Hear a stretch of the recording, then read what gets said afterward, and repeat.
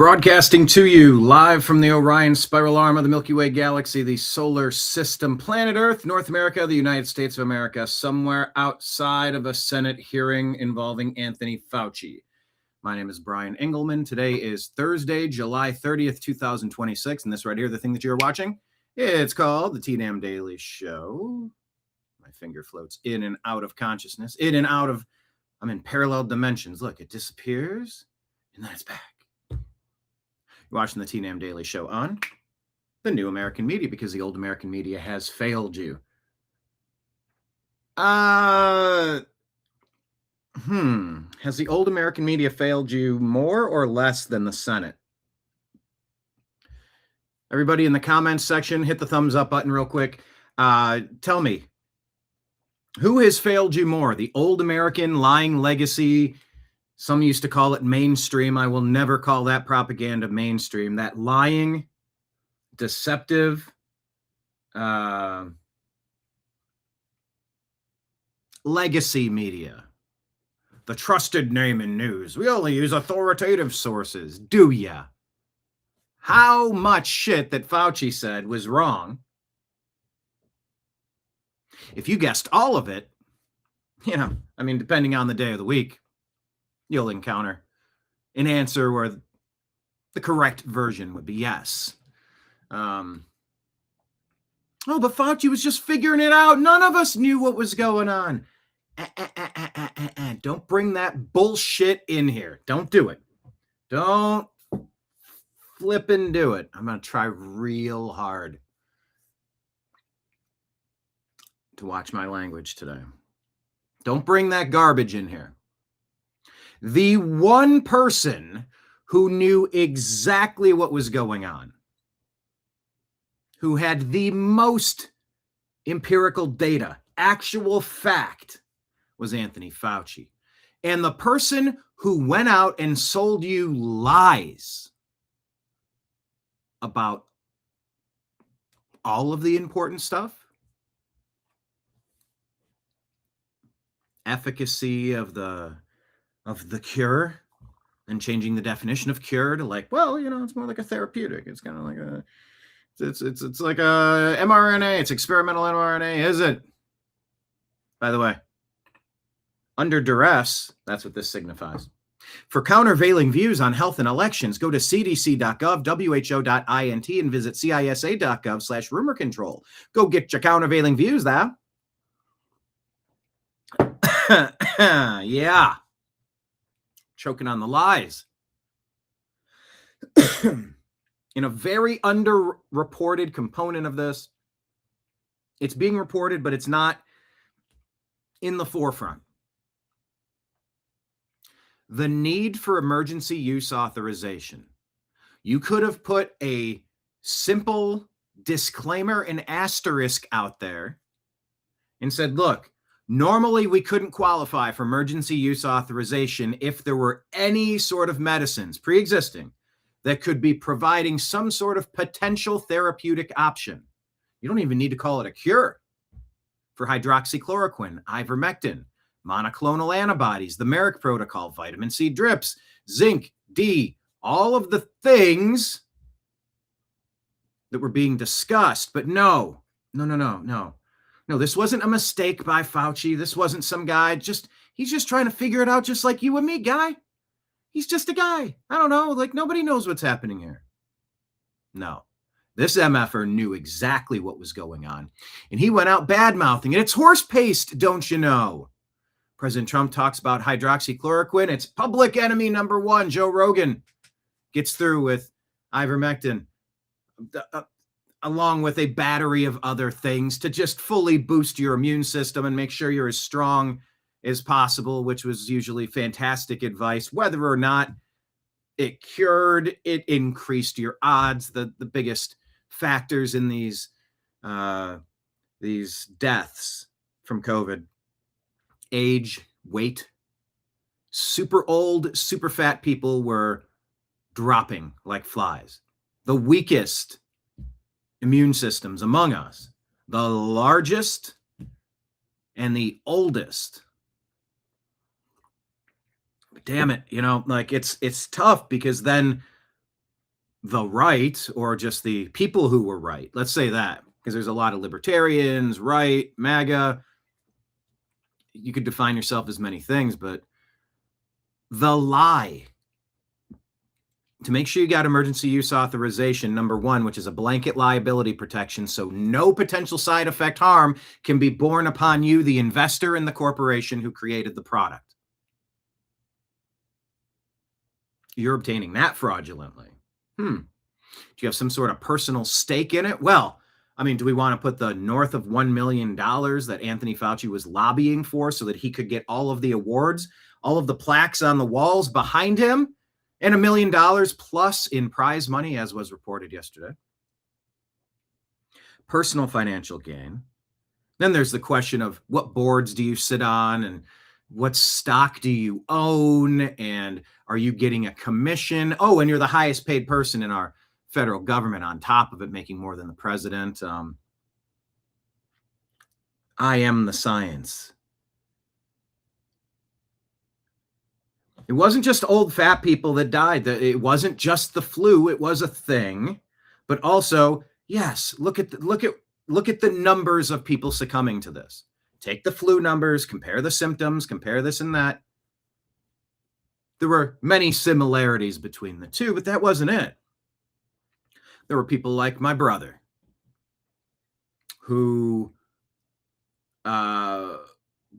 wanted to get on ivermectin, and the doctor was terrified.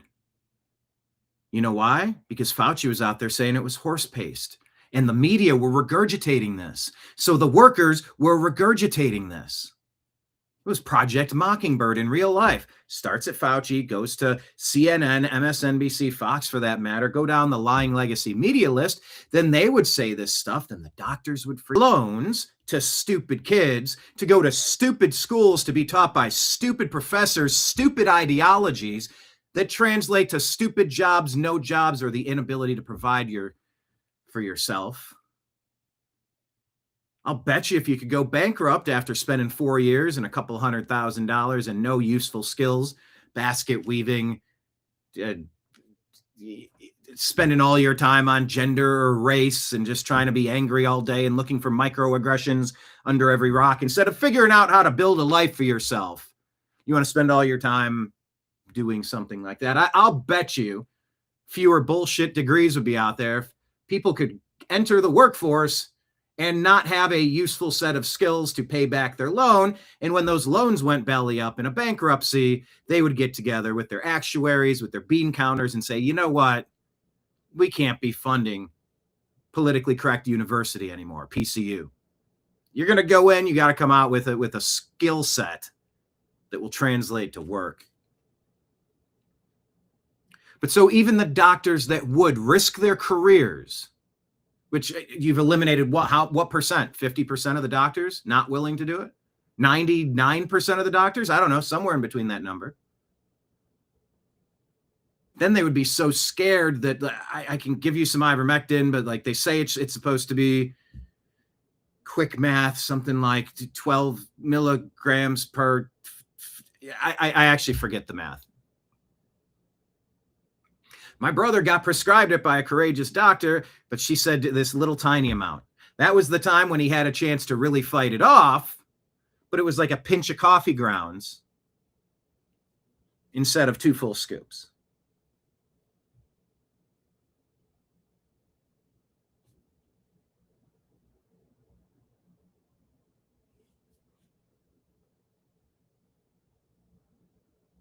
And then it was, how about monoclonal antibodies? Heard that these are doing really well down there in Florida. Well, you know, Joe Biden and Fauci have to come out and say, well, monoclonal antibodies, that's a potentially therapeutic option that's outside of the jab. We can't sell as many jabs. We can't force this upon you.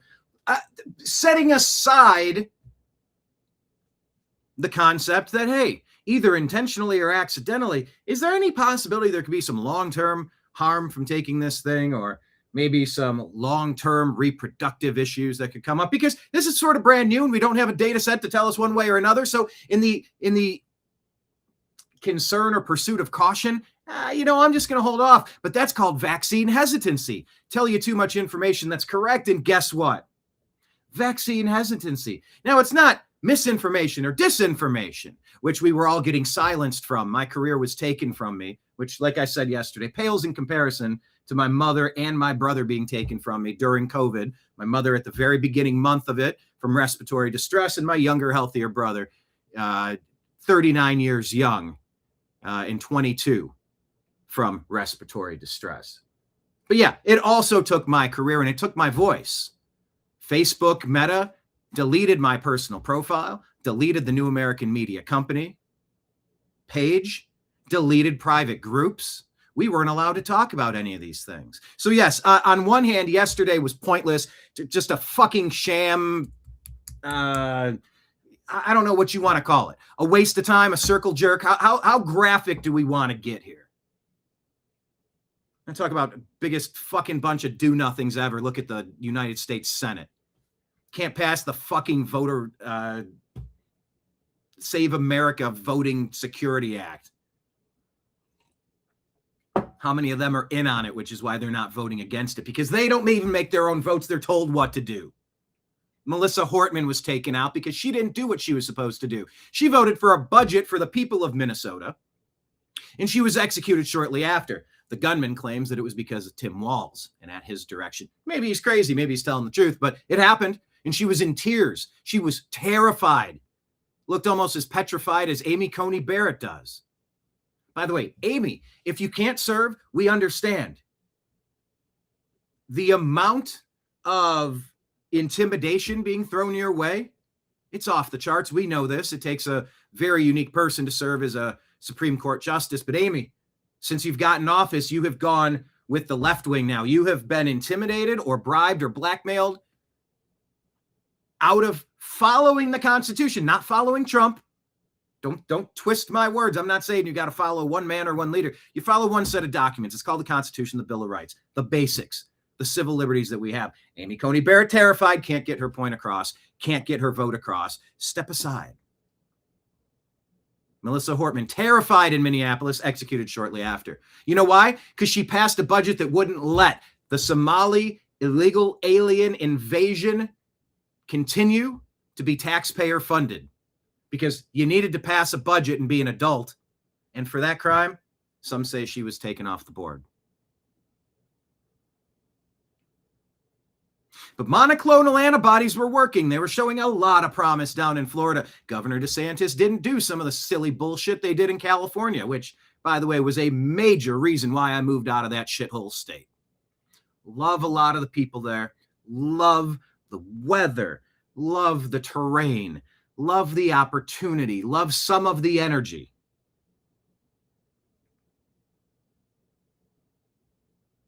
But it's a state that hasn't had sanity in it in 2+ decades. Not that Schwarzenegger was perfect, but I mean, what Gavin and Karen Bass have done to that place, they have run it into the ground.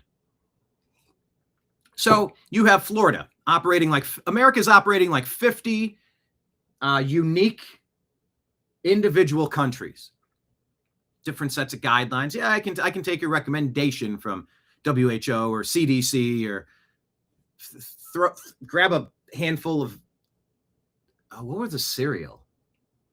What the hell was that cereal called? Alphabet O's? What were they? The hell was the name of the cereal? Guys, it's been so long since I've really eaten cereal, and I used to live on cereal. I mean, boxes of cereal. It was so easy to eat. I could just smash 3 boxes in high school.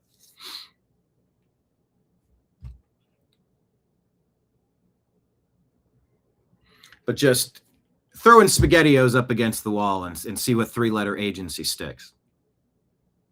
We can take your recommendations, but Florida's going to do it the Florida way. And Governor DeSantis, he started getting high off the smell of his own farts too, and he ran against President Trump and tried to kneecap him in the re-election campaign, as if the same deep state that framed Trump over and over and over and over wouldn't absolutely steamroll Ron DeSantis. Give me a break. At a time when the Republican Party needed to circle the wagons and protect their own, because they're being systematically hunted, silenced, taken out, demonetized, deplatformed, depersoned. DeSantis got a little, really, almost like reading Anthony Fauci's emails about how impressed he was with himself, about how popular he was. And by the way, I do grant him a little bit of slack because he's just documenting the absurdity of I can't believe this is happening. I'm the most talked about. But yes, you can be megalomaniacal. Fine. I can't believe I might have almost said that correctly. Or you could just be a normal person jotting this stuff down for future reference. Go, I did that interview with Julia Roberts. I'm like, hey, she's talking to a gargoyle like me. Forget about it. Can you believe all I had to do was recommend infinite boosters? I almost called them vetches. That's not a word. Julia Roberts, she likes me. I'm the most talked about person on planet Earth. You can be third party stepping aside, because I've had weird experiences in my life, weird sets of circumstances where I have stepped outside of the situation I'm in and just, you think it, you jot it down. And this dude's writing memoirs, and he literally is the most talked about person. Except if he was doing that while telling the truth, there's a lot more leeway you're willing to give a character, right? These weren't mistakes or tough decisions that we had to make based on partial information. Fuck you. That is not what Fauci was doing. Knowingly and intentionally fucking lying about every major component. Yeah, but I could say I didn't shut anything down. It was your recommendations from being the science that dictated public policy, public shaming campaigns. Oh, and by the way, what is super coerced insertion into another person called legally? Isn't there a term for very, very, very coerced actions that lead to somebody inserting something into you without your true free will and consent? What do you make jelly out of? Well, the things that grow on vines. What do you use to make wine? Oh, grapes. See, social media still has you talking like a fifth grader because they don't think you're an adult enough to handle an adult conversation. We've had videos deleted. We've had videos demonetized. We received a strike. And I know. Probably you're saying, yeah, whatever. Everybody has. No, I mean, we've gone to great lengths to try to be cautious in how we deliver this stuff because it's radioactive, it's toxic, it's poison. But yeah, Fauci was doing all this knowingly and intentionally. And so when monoclonal antibodies were showing promise, how can we stop that? Otherwise, we can't risk losing emergency use authorization, which is a blanket liability protection for me and all my cronies that are then laundering this money from their profits back into fake funds and awards where I can get kickbacks and make over $1 million doing this. And I can be on the TV 200 times a year. And then I can sell books. And then I could do speaking engagements. And I could just be filthy flippin' rich. Not to mention his involvement with the AIDS epidemic and the mishandling of that. Not to mention forcing one method of treatment on every hospital, every physician. We were told we weren't allowed to pursue the MERIC protocols, MERIK protocols. Vitamin C drip, ivermectin, this, that, the other, vitamin C, D, zinc. There's a laundry list. They said, no, we'll lose our license. I'll lose my job. I'll get fired. We'll be shut down if we don't do it like this. And what was this? Remdesivir. What's the nickname for remdesivir? I didn't come up with it. I'm just telling you, other people call it run, death is near. Followed by organs shutting down and followed by recommendation of a ventilation tube and then sliding you into a casket when your heart stops beating. That's what happened to my brother. And some of this may have happened regardless of what treatment he received. No underlying conditions there are no underlying conditions that I am aware of. Young, healthy dude in his 30s, boosting with vitamin C, D, and zinc. I can't tell you how many conversations we had about that. But then it was monoclonal antibodies, calling the doctor. I want to get those. Doctor says, we can't give you those. What's going on? Well, the Biden administration took the advice of whichever 3-letter Fauci informed agency was making the recommendations. We're not doing monoclonal antibodies anymore. Well, why? Is there any sort of side effects? Is there something dangerous about it? No. Well, they've just determined that it was for the previous variant. And so it probably won't work for the current variant. And by the way, we don't really know what variant you have, but out of an abundance of caution to make sure that you don't have any therapeutic option to fucking survive, you can only have remdesivir or a vaccine and then a ventilation tube and then a fucking coffin. So don't tell me Fauci was making tough decisions based on partial information. He knew that this didn't come from a pangolin kissing a bat. A turkey kissed a turtle. Came from the Wuhan Institute of Virology. When gain of function was shut down in the United States, Fauci took his funding to Wuhan and other places, as if the act of gain of function research wasn't the reason why it was banned. He pretended, no, it was just because of the country of origin, as if global pandemics don't start wherever they start and they go wherever they go. It was banned because it was no, not Al Franken, Frankenstein style. We don't know what we're going to unleash. You ever see the beginning of Stephen King's The Stand? You ever watch that miniseries or read the book? Something escapes from a lab. Well, by the way, nobody's ever proven to me that this was an accident. Why couldn't this have been absolutely intentional? You're damn right it could have been intentional. And I suspect it was intentional. In order to shut the world down, destroy the economy, get Trump out of office. Now, by the way, that's exactly what happened. Whether that was the planned intent, it still happened because of that. So the result was the same. I'm just saying maybe it's possible this was an intentional bioweapons release. Maybe Fauci was involved with that. Maybe China did that intentionally. Maybe they withheld the fact that it came from the Wuhan Institute of Virology or whatever it was called, because they didn't want to get the blame for $10+ trillion of damages, 7.1 million deaths. How many deaths? Am I mixing up my millions and billions? How many killed by COVID? Quadrillions? I mean, what's the difference? Fauci knew what he was doing. He had to keep blocking other options. 7.1 million worldwide deaths. More than 1 million in America.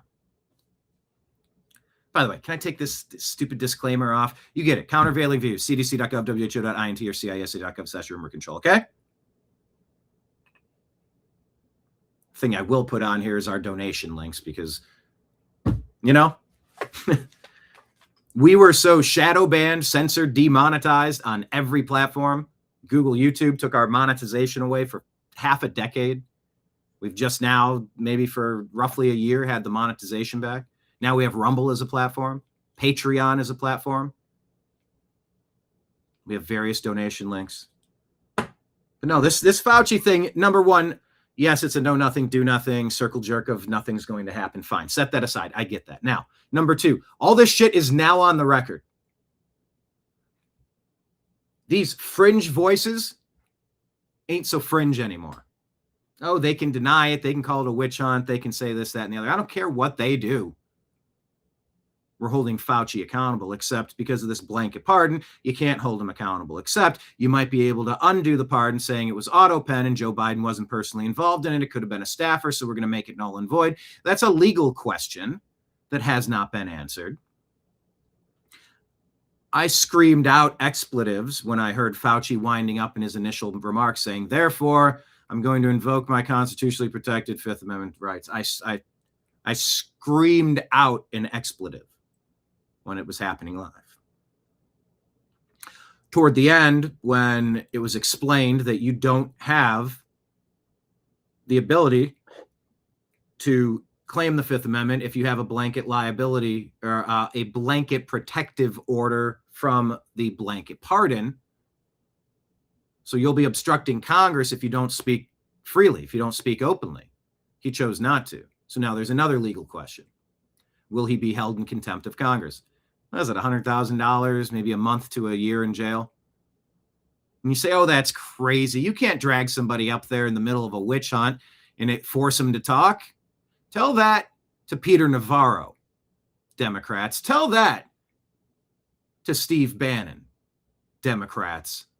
You've been weaponizing your bullshit against people you disagree with for far too long. And it's all connected. Can't stay in the military unless you forcibly have the thing inserted in you. You can't travel. You can't work your regular job. A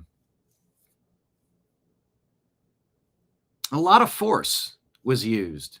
How many businesses were shut down? How many kids had their learning permanently damaged? And how many healthy 30-something-year-olds got put into an early grave because the doctors... Oh, by the way, the punchline on it. Monoclonals aren't available. They were banned. Everyone's terrified to do anything, calling this person, that person, this medical place, that medical place. Turns out it was right down the road, like 5-10 miles down the road. But the guy who's the primary care didn't fucking know that because he was terrified and he just thought, there's nothing anywhere and I can't do it and I'm not going to recommend it and I'm going to lose my license and I'm going to be sleeping out on the streets if I prescribe this, so I can't do it. I'm not going to know anything about it. And he just didn't fucking know to point him in that other direction. No, this wasn't accidental. Best decisions being made with limited information. You know, you got to cut your boys some slack. Nobody knew how bad it was. No. Fuck you. Fauci knew all of this.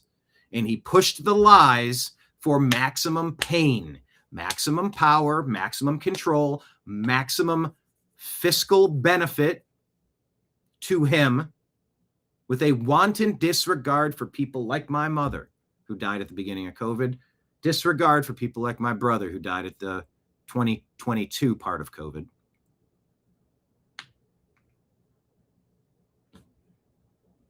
Maybe they were doomed from the start. You know what? Maybe competent medical care could have saved him. And guess what? I'll never know. I'll never know. I'll tell you what didn't save him. And I could tell you about my buddy that he felt very coerced in Los Angeles. Children in the school system playing sports. Can't attend events, can't do this. I can't work in this industry. Kids won't be able to play their sports. Everybody, they're really trying to force this on everyone. Goes and takes it. Instant heart problems. Haven't left him. Instant heart problems.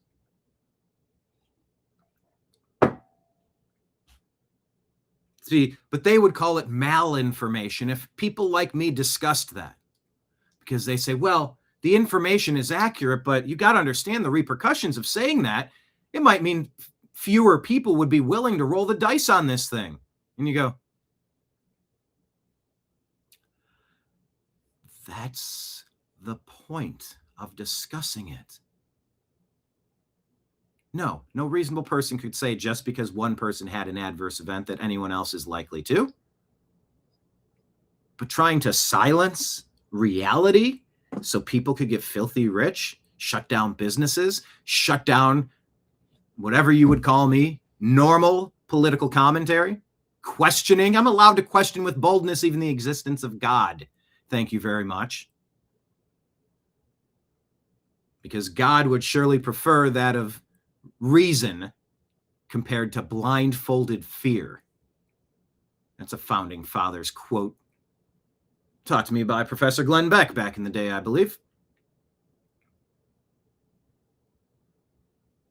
But no. How many people were wrongfully terminated through their HR? How many people were wrongly silenced on social media, losing out on countless opportunities? How much damage could have been avoided had we tried an all-hands-on-deck solution to try all of the things and let's get some actual data? But, the jab salesman has got to do what the jab salesman's going to do. And, I did happen to check out Steve Bannon's show this morning, and I think he was on with Wayne Allen Root. And the conversation was, all right, so Fauci has immunity. There you go. All right, next. What about the 50 other top-level advisors involved in this who don't have immunity?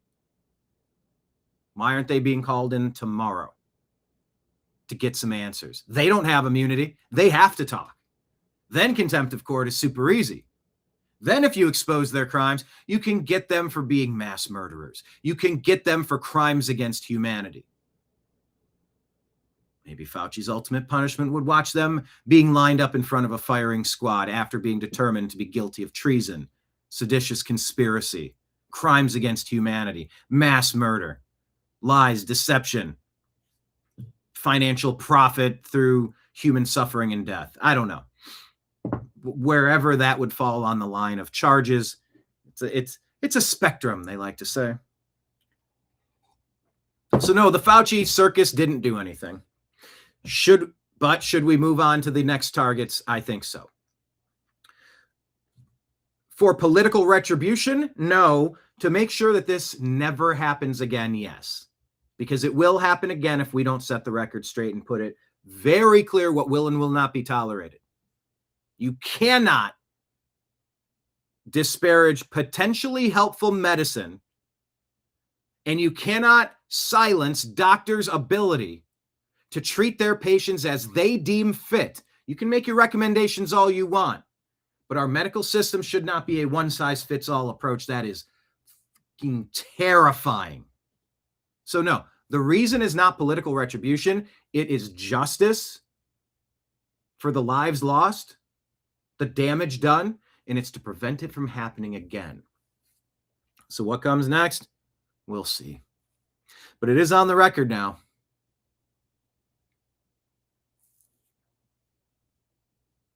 Oh, and by the way, I'm sure there's other things happening in the news. So let's get today's program started. At the bottom of the screen right here, like I said, we are independent media. My name's Brian. I'm your bartender. Welcome to this establishment. I'm going to talk about the things on the TV screens behind me. We're going to go through the New American Media Instagram page. Everyone, please follow us on Instagram. Talk about a meta product who's been sabotaging our site. Fine. We are 32 people away from being able to go live on that platform. We used to have the ability, then they took it away from us. They just didn't like the type of content we were sharing. Oh, they could make up whatever excuse they want, but they don't want this information out there. So do me a favor, click the arrow and share this show with a friend and let them know we need some support over here. Bring a couple buddies in, fill up the bar stools and the tables here in this place. We are a bunch of trash pandas. We're a bunch of raccoons knocking over garbage cans, trying to separate fake news from fact every day. We're watching the stuff on the same screens together, trying to figure out, is this AI? Is this real? Hold on, let me look this one up. We take your questions. We love your jokes. We love the community that we're building over here. Invite your friends. Hit the share show button. Also follow us on X. We're at American_media_. We notice there's a large amount of people watching us on YouTube. That's great. But don't forget, we were once silenced on YouTube. We were once demonetized on YouTube. So at the moment, the best ways you can help the New American Media succeed, if you want a mug, Venmo $40 and I'll include it. I'll send it out with shipping included. It is a fundraiser for the show. If you want some merch, these are wooden, Ohio-made The Unhappy Hour Sports Show coasters, sets of 4, $30, shipping included, sets of 4, $30, wooden, Ohio-made coasters, fundraisers for the New American Media. 2 for $50, shipping included, and the pin is $25. So if you wanted all 3 of these, shoot $75 on Venmo to my name at Brian Engelman, along with your address and what you want. And we'll get that mailed out to you by the end of the first available business day to do so. But aside from merch, the way you can help us is we got 1 day left in the month. Please consider signing up on Patreon. It's a way that we can deliver our product to you directly. And by the way, it is one of the best ways with the lowest fees taken out. I think they take about 15% out compared to about 25 or 30% from YouTube and Rumble, which, look, we're happy to be there. They just consider themselves much more of a partner than I do with our split of donations and ad revenue. But the New American Media is on Patreon, Rumble, and YouTube. Please consider signing up to become at least a $5 minimum sponsor. That's the lowest you can jump in on. Please do 15. Please do 50. Please do 100. Please do 1,000. Only a couple of you big rollers, big ballers out there. All of it matters. It all stacks up. It all helps pay the electric bill. It all helps pay the operating fund for life. You know, and I didn't get into this on charity work. I wasn't born with a silver spoon in my mouth. I'm trying to build something, create something, and it's your support that we rely on for that. I don't usually try to sell you pillows or coffee or survival seeds or solar banks or stuff like that. I have no problem doing it. I might do it in the future, but for now, I've really been focusing on trying to get the core audience to become our core foundational supporters, to help us build something solid here, that even if YouTube gets screwy again, even if Facebook gets screwy again, even if X goes back and reverts to as bad as it was when it was called Twitter, we can at least exist with the core audience that we've built. So Patreon, Rumble, YouTube, consider becoming a monthly sponsor, as well as one-time Rumble rant tips or super chat YouTube tips. By the way, 2 days left. We are theoretically in striking distance of having our best income month on YouTube. I haven't run the analytics on Rumble just yet, but we are within striking distance. I think we're about $50 away or 60. I'm trying to remember how much has to come in for them to take 20% out, or what the exact percentage is. I just have to sit down and double check the math on that. But theoretically possible, meaning we are doing something right. We are growing. It's a bit of a slow burn, a steady burn. 5 days a week, noon Eastern time. We gather, dearly beloved.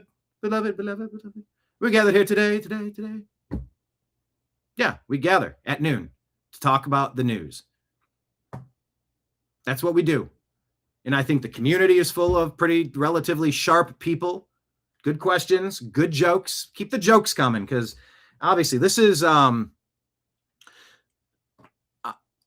saw Tyler Fisher, great comedian. You should check him out.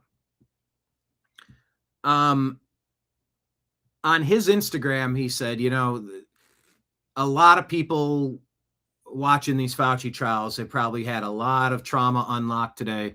And I bet a lot of you are feeling really angry right now, really angry. Because when you condense all of the crimes into one spot, it is insane that somebody could get away with it. Whether you lost your job, whether you lost your reputation, whether you lost your business. A job is just someone you're working for. I did that. That happened to me with 2 jobs. I had 2 jobs on Sunday, and then when I woke up Monday, I had 0. So yeah, it's been a bit of a mess ever since. But yeah, some of you lost reputation, slanders and slurs. Some of you lost family. Some of you lost hope. Shit, taking the black pill, that's taking somebody's soul. I know, literally taking a soul, 7.1 million because of the potentially intentional Chinese Wuhan virus lab release. Some might say that was accidental. Maybe it was a leak. It just leaked. Yeah. Well, sorry to be graphic, but the condom couldn't leak unless you did what you did by fucking us, all right? That's not the benefit of the doubt. You don't deserve the benefit of the doubt, Anthony Fauci. You don't deserve the benefit of the doubt, Democrats. You don't deserve the benefit of the doubt, you tyrants who lied to our faces repeatedly, knowing that the ramifications were literally life and death on a multi-million human soul level. You don't deserve the benefit of the doubt. But Fauci has a get out of everything forever card. But Tyler Fisher said, take it easy on yourself today. There's maybe he's a good follow. He's a very funny comedian, great Trump impression, great jokes, great stand-up comedy. We got to laugh more. But I appreciated hearing that from Tyler Fisher yesterday. Because yesterday shook up a whole bunch of stuff that has never really settled properly. And without justice, nothing can ever really settle properly. And I did. I did the double fingers crossed. I went like this when Rand Paul and said, you're compelled to speak. You have immunity. If you don't, you're in contempt of Congress. Therefore, and he was kind of like winding up to, and I'm like, oh, please. Bailiffs, I instruct you to shackle Anthony Fauci where he will be detained until he decides to cooperate with the committee. Gavel banged, shackled, and walked out of there in the ultimate walk of shame. I don't want to say I allowed myself the brief moment of hoping against all hope that that's something that was going to happen, could happen, should have, like, it was just the feeling I had. It just popped up. And I got so angry, like Arthur, the cartoon character with the fist clenched. I got so angry again that they're letting him get away with it again. Yeah, but you can raid Mar-a-Lago for the documents that Biden has all over my bed. Look at all these classified documents I found.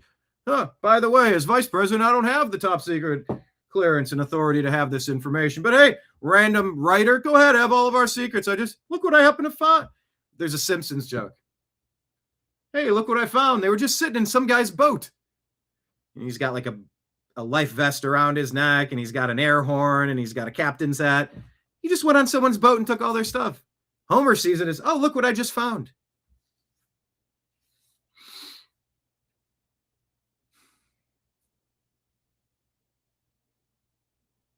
What we found with Fauci was just another elusive act. And it's hard to feel like justice is done when you know, by the way, another pandemic's coming and they're going to try to do this shit again. You know, mail-in ballots, totally insecure elections. Go get your countervailing views at CISA.gov/rumor control, because they'll tell you, I say this under duress, blinking. Oh, geez, I missed how many times I blinked. I was going to try to do it 3 times very slowly, but I digress. CISA.gov/rumor control, because they'll tell you 2020 was the only free and fair election in the history of elections. And if you doubt that, then there's something wrong with you, and you should be silenced on social media and not be allowed to earn an income. Yeah. At the very time when I go all in trying to deliver content, investigate stories, speak with newsmakers, go on scene to where things are happening. Yeah, that's the exact time I'm muzzled. I'm muzzled like a mongrel at the pound that nobody wants by a bunch of megalomaniacal, sadistic, mass murdering, crime against humanity perpetrating demons in lying legacy media, putting all their fake stories out, fake stories that Fauci and team were putting out there knowingly and intentionally, deceptively, incorrectly, while the most insecure garbage excuse for an election, totally secure, bro, just like everything can be mailed in, just as long as we run it through, it'll be fine. Are you kidding me?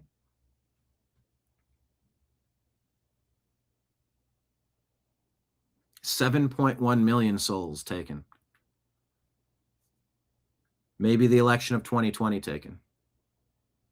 Family members taken. Jobs taken. Lifetime learning disability or lifetime learning ability potential taken. Yeah.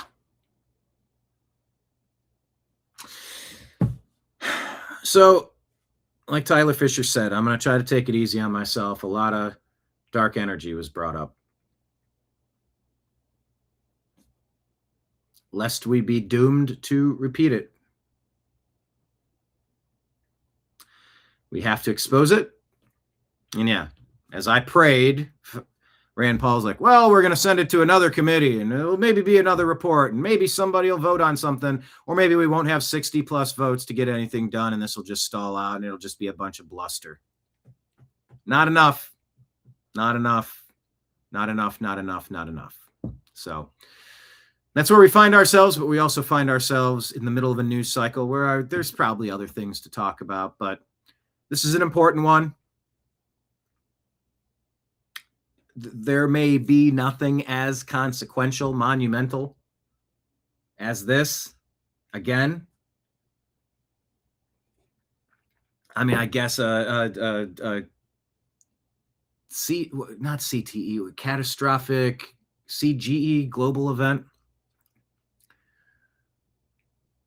Yeah, there could be mutual nuclear warfare that just destroys everything about this planet, makes it uninhabitable for everybody. We could get hit with a comet because that totally took out the dinosaurs, is one version of that story. There could be a global flooding. There could be coronal mass ejections, CMEs, or solar flares that will render all of our communications null and void, and we're going to be dropped back into the Amish age. And everybody, read some of these books like, what was it called? 1 Second After? Newt Gingrich wrote the forward to it, William Fortune. Something seconds after. 1 second after? But aside from those total humanity wiping out events, but then again, a pandemic could do the exact same thing. It's exactly what happened in Stephen King's The Stand. No, this is on the level of a complete global destruction event. And you know there's sociopaths out there who loudly proclaim that Earth is overpopulated, and whether it's on the Georgia Guidestones or this person, that person, this group, this seminar, it's this book, that movie, it's all over the place. Some people think that's true. A bunch of worthless eaters, worthless breathers. No, this story deserves a little bit of extra focus and extra attention. So I will not make excuses. I will not complain. I will not back down from fully drilling down on this, because there's a version of what I intended to do on today's show, which was really quickly jump into the stories and just fly, because there's things that need to happen today.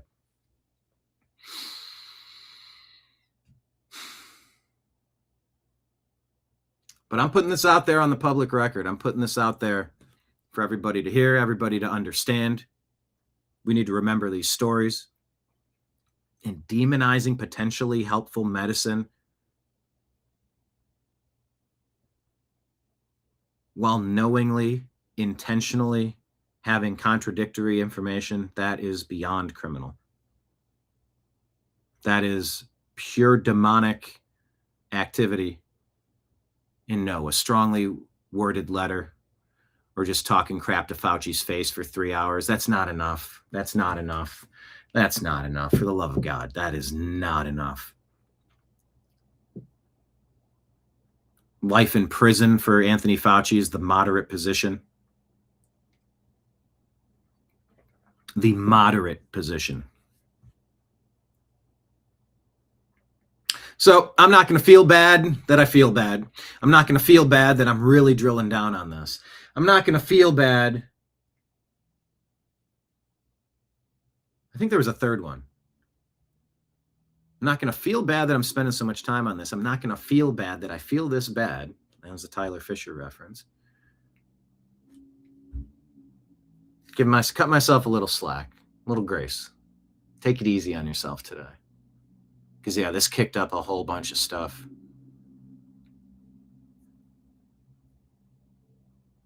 Yeah, 4.5 years, coming up on half a decade without my brother. You think I've been the same since?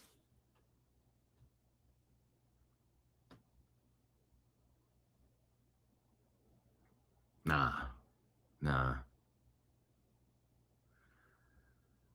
So let's dig through the news today. Buckle up, buttercups. The TNAM Daily Show starts now.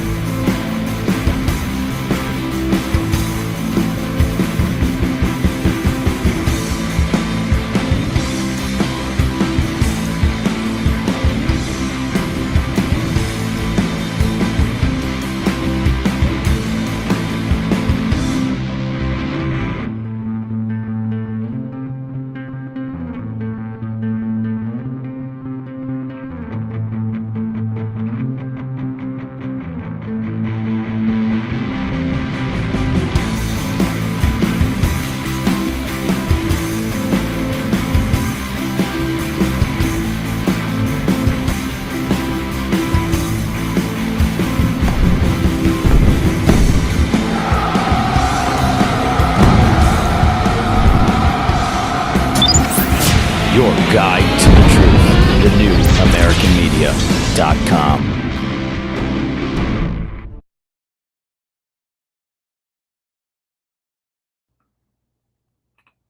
Hello, everyone. Thank you for being here. Hit the thumbs up button. Share the show with a friend. Hello, chat. Thank you all for being here. Yeah, Kenneth, the hard part about death is that you have to go on without them. Yeah, it's you know, they say it's easy on the departed. You know, they're out of their pain and suffering. And my brother was tortured for weeks, by the way. You know, tortured for weeks. Imagine not being able to breathe. You take your BiPAP machine off to try to have a bite of yogurt, and there's no oxygen there to breathe. You can't breathe. It's like being underwater for weeks. Yeah. It's not just like my brother was executed real quickly. He was tortured for weeks while medicines were withheld. Yeah, so that'll change you. All right, everybody. Let's get into some stories today, starting on our Instagram feed. This is Ben Swan. You recognize him from the intro to the TNAM Daily Show. He's going to discuss one of our Trash Panda members. He's got a jersey on our Trash Panda softball team. That would be Palm Beach Pete. Take a listen to Ben Swan. Oh, where's the volume? Obscure case of Peter Simel, better known as Palm Beach Pete. You've heard of him, right? So where do we begin with this? Well, let's start with where this guy came from. In mid-March of this year, a viral TikTok video showed a man sitting in his convertible in Palm Beach, Florida. The video went viral due to his uncanny resemblance to Jeffrey Epstein. And we do want to point out, if Peter Simel really just happens to look like Jeffrey Epstein, then that is an unfortunate coincidence. The video could have gone viral. He could have claimed it was only a misunderstanding, and he could have moved on. But this is where the story becomes significantly more controversial and conspiratorial. See, less than 48 hours after the initial video was posted, a TikTok account was named Palm Beach Pete, and it posted a response. This video featured Peter Simel debuting his character as Palm Beach Pete. I'm not Jeffrey Epstein. I'm Palm Beach Pete. Yeah, there he was. Well, within 6 days of making his account, Palm Beach Pete gained 400,000 followers and was featured on Jimmy Kimmel the same week he created that TikTok. Now, I'm not sure about you, but I have not heard of anyone else who was previously unknown gaining 400,000 followers in less than a week and then being invited on late-night talk shows, especially when the claim to fame is looking like the most evil person in recent history. The story of Palm Beach Pete, though, does not end here. For the next 3.5 months, the character of Palm Beach Pete had one mission: to build as many connections between him and Jeffrey Epstein as he possibly could. Now, those connections were purposely more vague at first, such as Palm Beach Pete admitting to knowing Epstein, but only as an acquaintance at house parties, right? This is a strange thing to say. It gets stranger. Like in this video, where you can see he is standing in front of a jet that also happens to look exactly like Jeffrey Epstein's Lolita Express. Or in this TikTok, where you can see that the house behind him holds a very strong resemblance to the home next to Epstein's residence in Palm Beach. And of course, there's this facial resemblance that is so close that both men have the same bottom teeth. Now, look, these videos garnish different reactions. Some people believe that Palm Beach Pete is undeniably, unquestionably Jeffrey Epstein. Others defended him, claimed, no, he's not. Look, no matter what the truth was, eventually Palm Beach Pete, though, started losing popularity. That's the way these things work, right? You're popular today, and nobody cares tomorrow. People weren't as interested in him as they were before, until recently, when 3 new posts stormed the internet, starting with this one. That's Palm Beach Pete. Hold on. Jeffrey. Palm Beach Pete. Yeah, you heard that correct. In an incredibly comfortable fashion, Palm Beach Pete turns towards the man who calls him Jeffrey, right? Believe what you want here, but his response to hearing that name looks undeniably natural.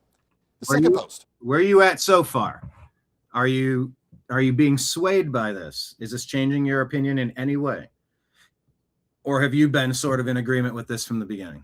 Was from Palm Beach Pete's Instagram, where he is seen posing with former President Bill Clinton. He even goes as far as commenting, "Bill Clinton is my favorite president." Just as a quick reminder here, for those of you who may not know, Bill Clinton and Jeffrey Epstein were very, very close. They went on trips to Africa together. Epstein visited Clinton's White House dozens of times, and Clinton took dozens of trips on Epstein's private jet, the Lolita Express, so often that he would often sign fake names in the guest book so he could ride more often. Obviously, this post was made to gain a reaction. And look, clearly it's working. We're talking about it.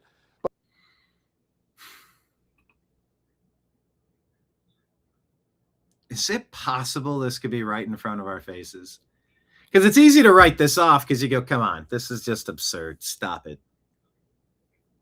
But then you go, there's no way Epstein took himself out in that cell either.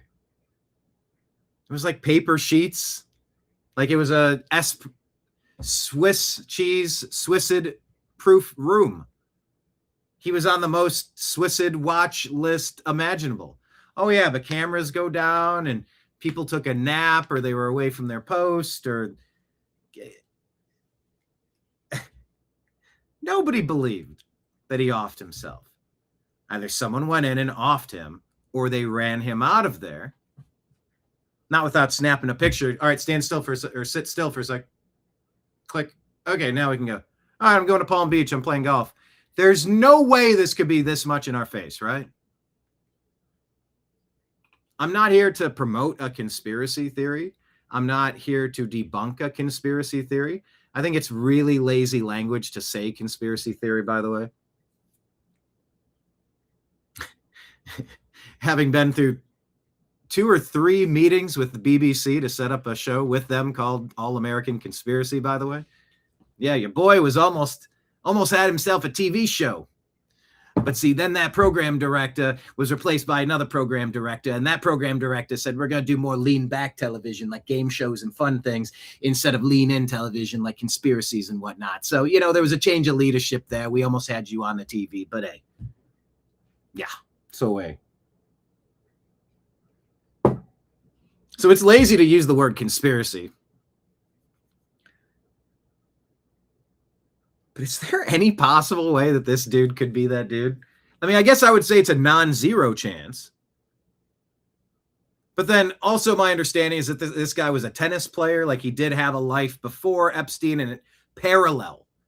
In the 1980s, he was here doing this in the, like, see, I think, what was the background? I don't know. But look, whether it's Charlie Kirk's assassination, we need to look at all the angles. October 7th, look at all the angles. Palm Beach Pete, look at all the angles. There's no topic that's taboo. The only thing taboo in my book is closing your eyes and not considering possibilities. Now, don't be so open-minded that your brain falls out of your skull, okay? Don't be that open-minded. But then again, is the earth flat? Dinosaurs. What's going on with dinosaurs? What about fossil fuels? Are these really? We're fueling our cars with old ferns? It's not abiotic and kind of the lifeblood of the planet. And well, the planet, is it round or is it flat? Like the captain said, did you fly in Antarctica and you're inside inner Earth? I don't know. But I have way more fun talking about some of those stories than the realities of the accepted narrative. Let's say that. The realities of the accepted narrative are kind of mundane. They're kind of, you know, kind of leaves me.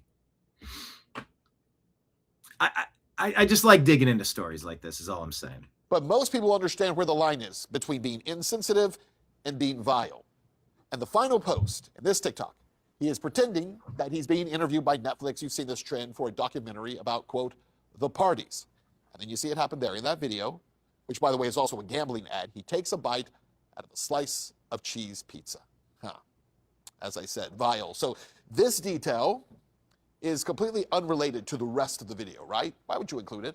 Well, if you've watched our show for a while, then you will remember my extensive reporting on Pizzagate and pizza-coded language being linked to pedophiles, and the fact that in the Epstein emails and the Epstein files that came out 911 times, he talked about pizza.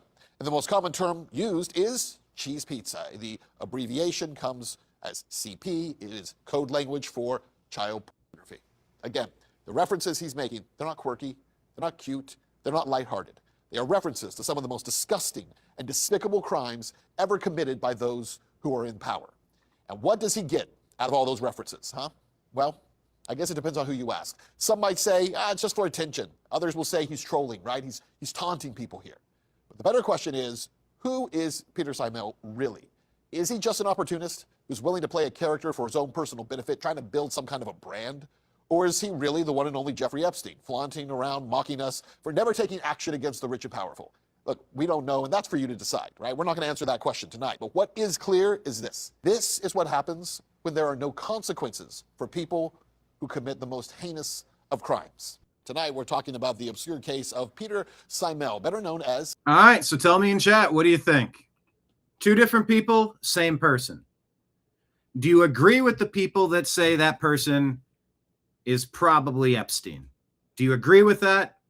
Do you agree with the people who say that Peter Simel is probably Jeffrey Epstein? Or do you disagree with that? Tell me in chat.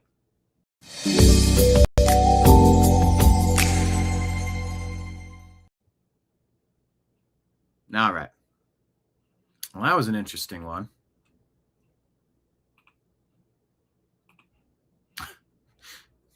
That's why I like Ben. He does interesting stories.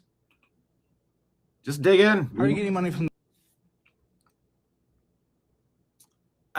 This is kind of like a snapshot as to what's going on in our modern culture. And pro tip, heads up, it's not a good thing. How are you getting? A guest on Caleb Hammer show nonchalantly admits to all these things. Check this. Check out this theft, this fraud, this blatant, just zero shame. Money from the government. I lie. You're saying that on camera. What are you getting from the government? Food stamps.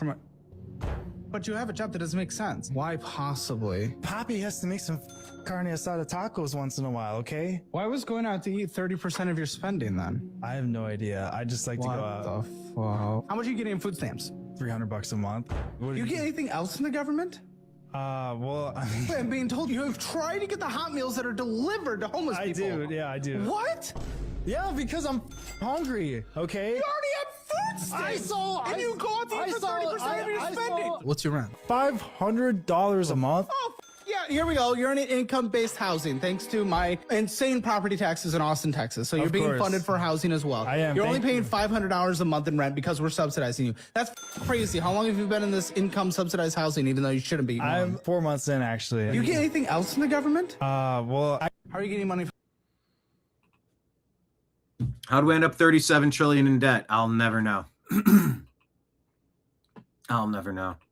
I got like the women Medicare or some shit. What? It's basically like Texas women healthcare. I got like a pink card and it has like a health insurance number on it. He qualified for the free health care. His health insurance card is under the Texas Healthy Women's Fund. What the f is this? What the f? I got like the America 2026. It's not By the way, Fetterman just needs to become a Republican already. He felt so seriously about this Fauci thing. He wore a suit. That's actually saying something. This dude put on a suit. it's not about much more your regrets, but I have one. And that is Talking to Fauci. early on that there was the theory that the virus could have emerged from the lab. And early on that became like a right-wing kinds of theory. And I thought it seemed to make sense. Now, there was a really advanced lab that was close by, and then you have this unknown virus out. So, but that became a very partisan thing. And now it seems now it's more and more emerging theory that that would have come from the lab. Now, you know, I think that the next time our nation's facing something like this, we are not become, you know, as I might have been, blinded by the partisan idea that maybe the truth might come from a side that's different than you are. But I think we should really be willing to pursue truth, no matter where that may have emerged, you know, after for all of that. It's not A little disjointed, but I appreciate the sentiment there. This guy needs to leave the Democrat Party and just become a Republican. Not that I love Republicans. I don't like the party per se. MAGA is different than Republicans, but then you have defecting MAGA members saying MAGA isn't MAGA anymore. It's MEGA. Therefore, I'm out. Democrats are saying, well, Democrats aren't Democrats anymore. They're communists. Therefore, I'm out. I'm not entirely certain what to expect in this election for those two reasons. Republicans divided over Israel. Democrats divided over communists. When you split the field into four, you thought, look, if Ross Perot were not there, Bill Clinton wouldn't have been president. Go down the line of what happens with Vince Foster, with Hillary, with the whole political trajectory if Ross Perot hadn't split that Republican vote. Yeah, maybe he took some Democrat votes too. It's hard to tell, but this is exactly why this election, more than ever before, having a robust voting sense, Save America Act protection system in place. Yeah, this is crucial. America can't keep losing cities, states, or the country to fraud, waste, abuse, theft, treason. Make no mistake, you try to steal a municipality, a city, a state, a country. Yeah, that's treason. This guy needs to become a Republican and get off that sinking ship of the Democrats, by the way. That's what I'm saying. David says, I expect no election. There might not be.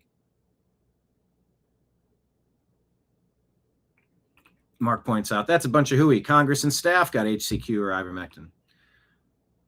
Oh, I'm sure they had plenty of options that weren't available to us worthless breathers, right?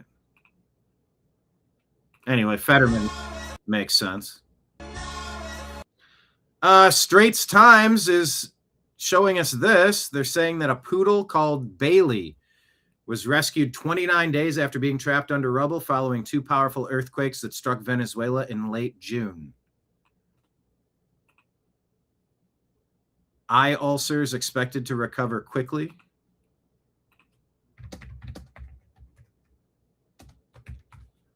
Let's see if this is AI or an actual story. I just assume every story's fake and I don't want to get tricked by it. It appears to be true. Multiple news reports confirm the story. Dog was found covered in dust, underweight, dehydrated, sometimes described as curled up near the body of a family member. The owner's mother or grandmother. Belonged to an 11-year-old girl named Victoria Isabel Rengel, who survived, whose mother and grandmother died in the collapse.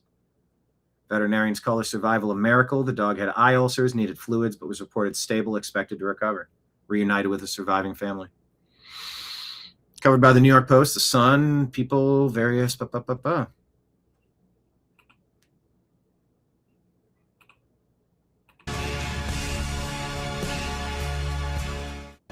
Wow. Okay, so that comes from the story of never give up hope. Don't take the black pill. Don't give up. Don't stop looking. Don't stop fighting. Don't let the bad guys win. Don't let the bad situation win. Keep fighting. What's up, Cletus? He says, I respectfully disagree that Democrats are a sinking ship. You think the Democrats are ascending? Have you looked at their popularity? They're 71% underwater, 19% approval. You know, margin of error, give or take 2 to 5% or something like that. And there's no possible way Republicans are going to win the next election. Do you mean in the election in a couple months, 95 days or 6 days? No, there's absolutely a way because the Democrats are loathed. I mean, that's definitely possible.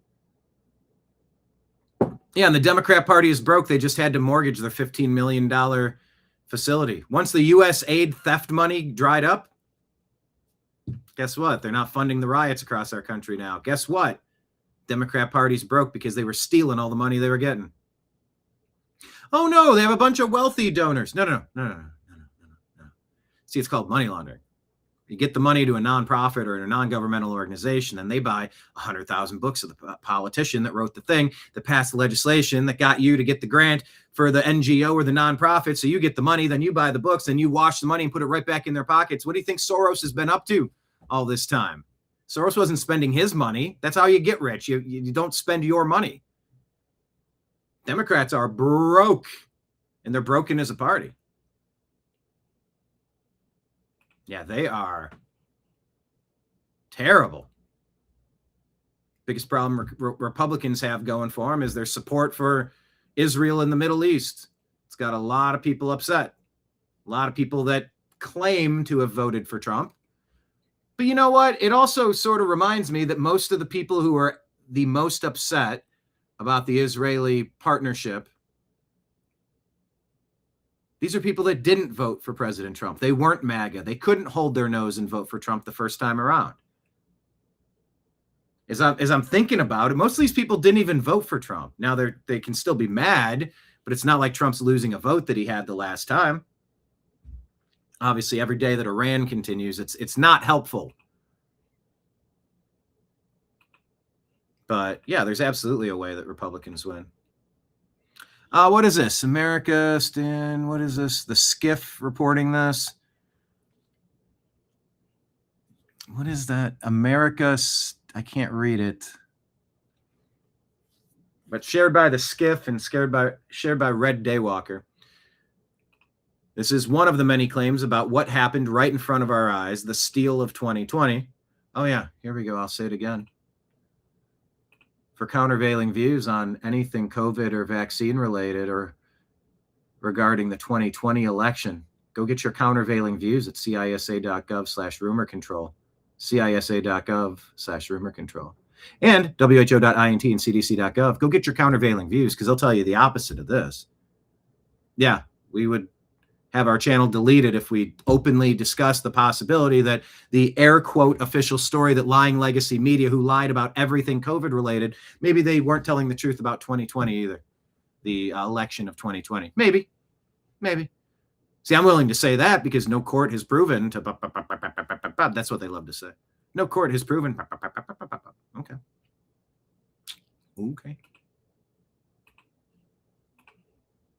Take a watch.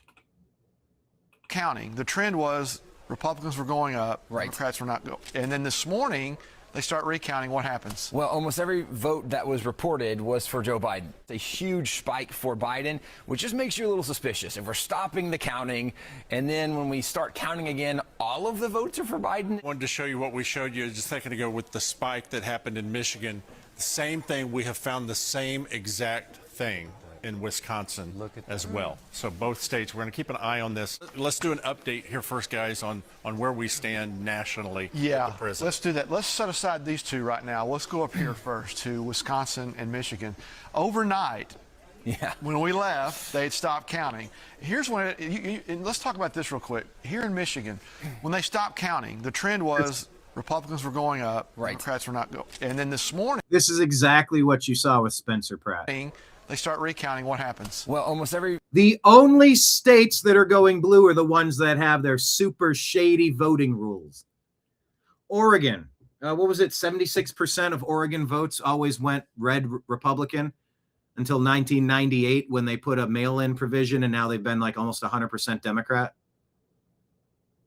The only political power Democrats have with a 20% approval rating is through theft of elections.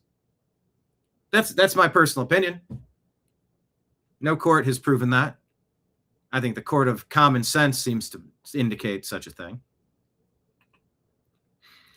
Joker poker. Flock of Seagulls predicted the war in Iran back in the 80s. Then you had the Beach Boys. Bomb, bomb, bomb, bomb, bomb, Iran. Yeah.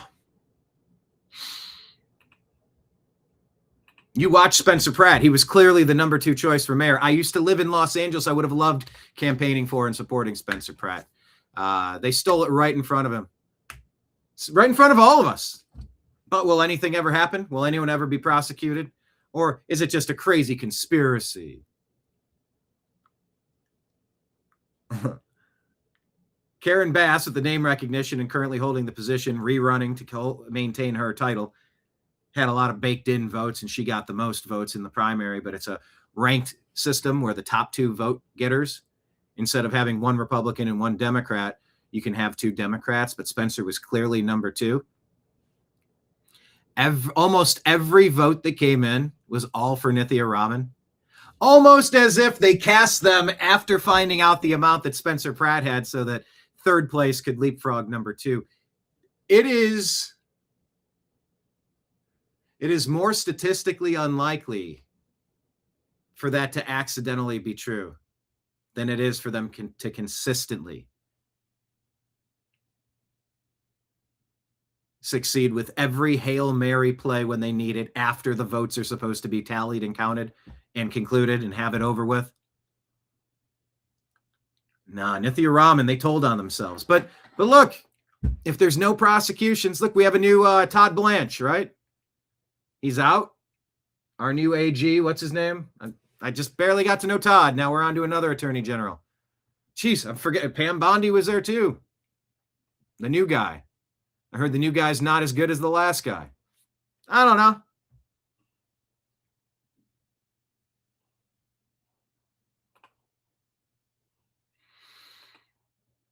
And John Thune is blocking the Save America Act. I don't care what methodology you need to use to get your 51 votes to get this done.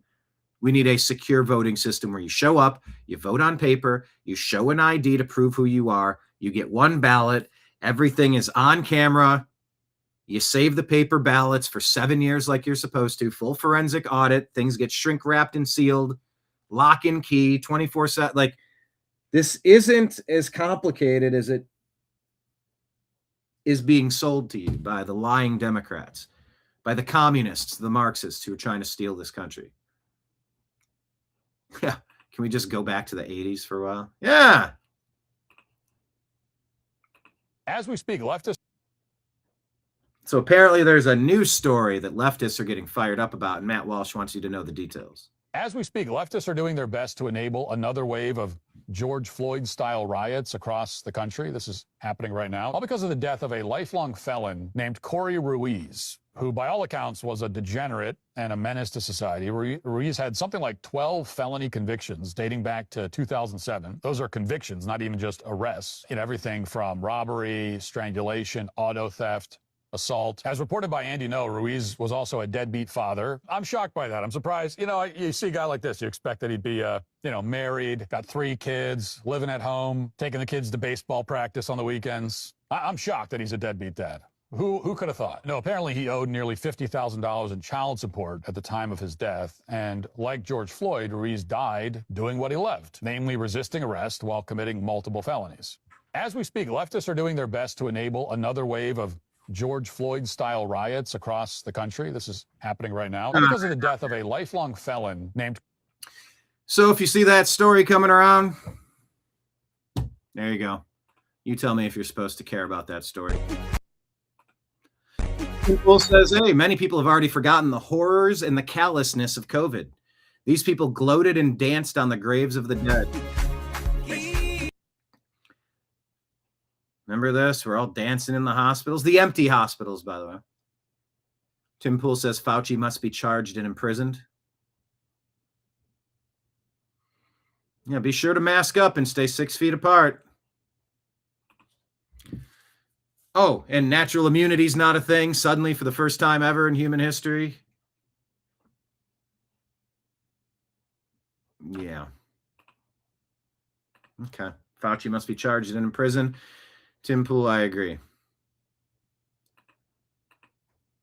Rand Paul breaks it down, what we know about Fauci and his ouchie. Fauci writes an op-ed in 2010, 10 years before this happens, and he says, sure, a pandemic could occur.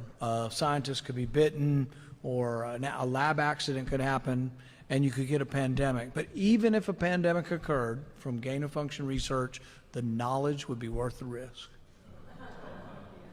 And I say, well, tell that to the 15 million people who lost somebody, to this pandemic. Just completely irresponsible. So Fauci writes it. Yeah. Was it worth it? I'm not back and reverse it. Remember that Missy Elliott song? Sell them all. Oh, no, I clicked something. Ford is remotely. Sell them. It's weird. I can't play this. I click it and it takes me away from the video, so I'll try to play this. This was the highlight of the day, one of many, Bernie Moreno. He was motivated about 6 years ago during the height of COVID to sell his businesses and start working in positions of power because he didn't like the overreach and the danger that was being presented to humanity. All them all, run for office, run for the United States Senate. Here I am sitting in front of you 6 years later saying, who the fuck do you think you were for doing that? It is a total disgrace what you did to this country. And if my Democrat colleagues are standing there defending you, I hope the voters of the United States of America watch the clips of every one of you doting on a guy who was more interested in being a celebrity than saving American people. Ford is remotely. All right. So there's that. Bernie Moreno from Ohio in the Senate. Ford is remotely shutting down customers' vehicles over late payments. Ford is remotely shutting down brand new trucks if the owners miss any payments. At least that's what the owner of this Bronco claimed in a viral video. It's a claim. Not sure. Let me do a quick look into this. But yeah, I'm totally, I am not in favor of everything being interconnected where you can just be shut down and silenced. I've suffered from being shut down and silenced on social media before. I don't want it to happen with banks. I don't want to have it happen with my vehicle. I don't want to have it happen with this is not good, especially when bad people want to punish people they disagree with, because that's what the left is obsessed with, punishing people they disagree with. Play. Is it because I didn't make my payment on my Ford Bronco? Ford shut down my car because the payment is late? Dang, that's rough. That's like a scam, right? So my brand new Bronco with 3,000 miles on it is broke down in the middle of... I don't think Ford realizes how rough it is out here. Doing my best. I mean, I could be killed. I mean, like... 60 mile an hour. All right, so you get the you get the claim. Grok is saying the specific claim on this is not true, or at least unverified and contradicted by Ford.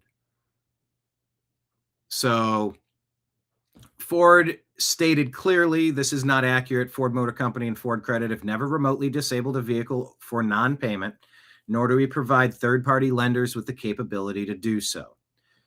There's a start inhibit part of the optional Ford security package, Ford Pass app. I don't want an app for my fucking car. I just want to use my car. Because if there's an app for your car, it can shut off your car. Oh, God. Select models like certain Bronco, Expedition, Mustang as an anti-theft feature so they can shut your car down remotely. Okay, so it has the capability to shut your car down remotely.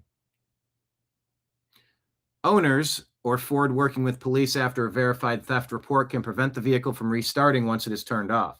It does not cut the engine while the vehicle is moving. If activated while running, the vehicle continues until the driver shuts it off normally. Okay, so they're clarifying that that's not a possibility. Although Mickey Sherrill in New Jersey said, well, there's a software glitch that let illegal aliens end up on our voting rolls. And you go, that's not a glitch. You program code. You build pathways on the computer. Point A, point B. Once at point B, you can go this way or this way. If you're a non-citizen, you cannot access any of the voting stuff if you go right. The only way there would be a glitch is if it was designed to be allowed to happen. And if they can shut it off for the police, it surely can be hacked to use against you, or they are capable of doing it since they can do it with the police if they want to, or if they update their terms of service, unbeknownst to you, retroactive to the agreement you made when you purchased said vehicle.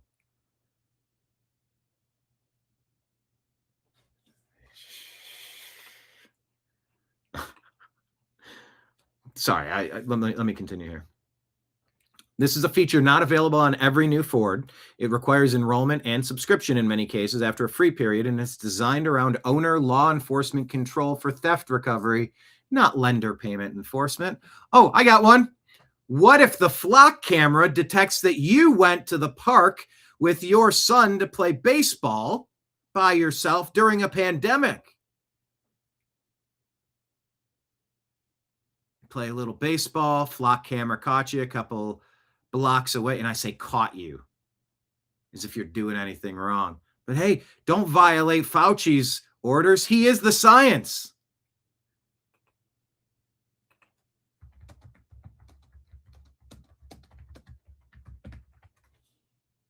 Was that an actual quote from Fauci? I am the science. I've said that so many times. I'm trying to remember. Is that an urban legend? No, he did not say the exact words, I am the science. I represent science. Pretty damn close. So it's easy to criticize. But they're really criticizing science because I represent science. That's dangerous. To me, that's more dangerous than the slings and arrows that get thrown at me, you know? I represent science. I am the law. Cartman. I am the law.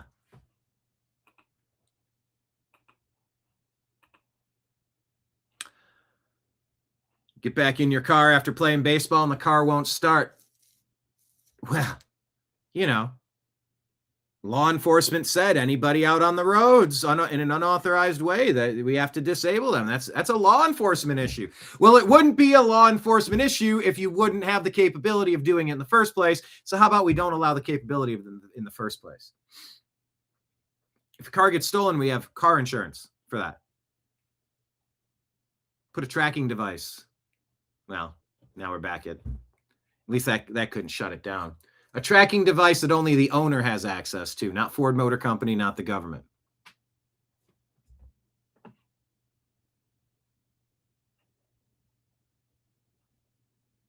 Tango Liberty says Ford Motor Company supported the World War II war machine.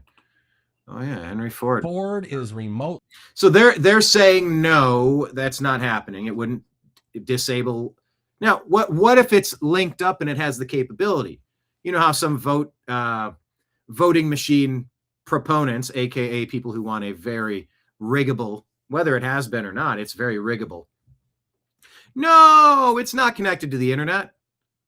However, what's been found, or it's at least been accused a whole bunch, that you can remotely turn that device on and then connect to the internet and change everything that's inside.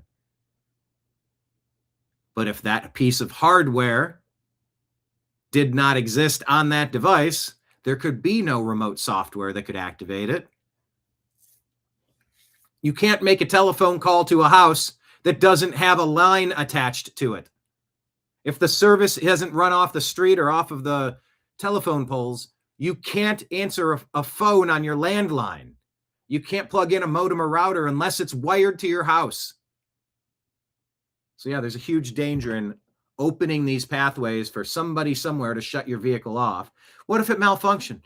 What if they're not supposed to do it until it turns off, but someone got lazy or something was so urgent? There's a missing kid. We got to do it. And they shut you off on the road. It's slippery slope time, people. But Ford says that they did not do that. David Harris Jr. says Florida now requires the mandatory instruction of the horror of communism be taught beginning in 26-27 school year. Florida officially rolling out a mandatory K-12 history of communism curriculum starting in 26-27. Florida DOE approved these new standards to ensure students learn about the economic, political, and human rights consequences of communist regimes. I like DeSantis as Florida governor. He's very good down there. Dr. Will Cole says Fauci pled the fifth over 100 times, 111 exactly, I believe, during a Senate Homeland Security Committee hearing, despite already holding the pardon stretching back to 14. So let me get this straight. Do innocent people need a decade-old pardon and 100 pleas of the fifth in front of Congress? Like if you're innocent and you got a decade-old pardon. But one of the other things they're saying for potential repercussions, maybe a state like Florida could sue him since he's got a federal pardon but not a state pardon. Some people say, why is Derek Chauvin still in jail?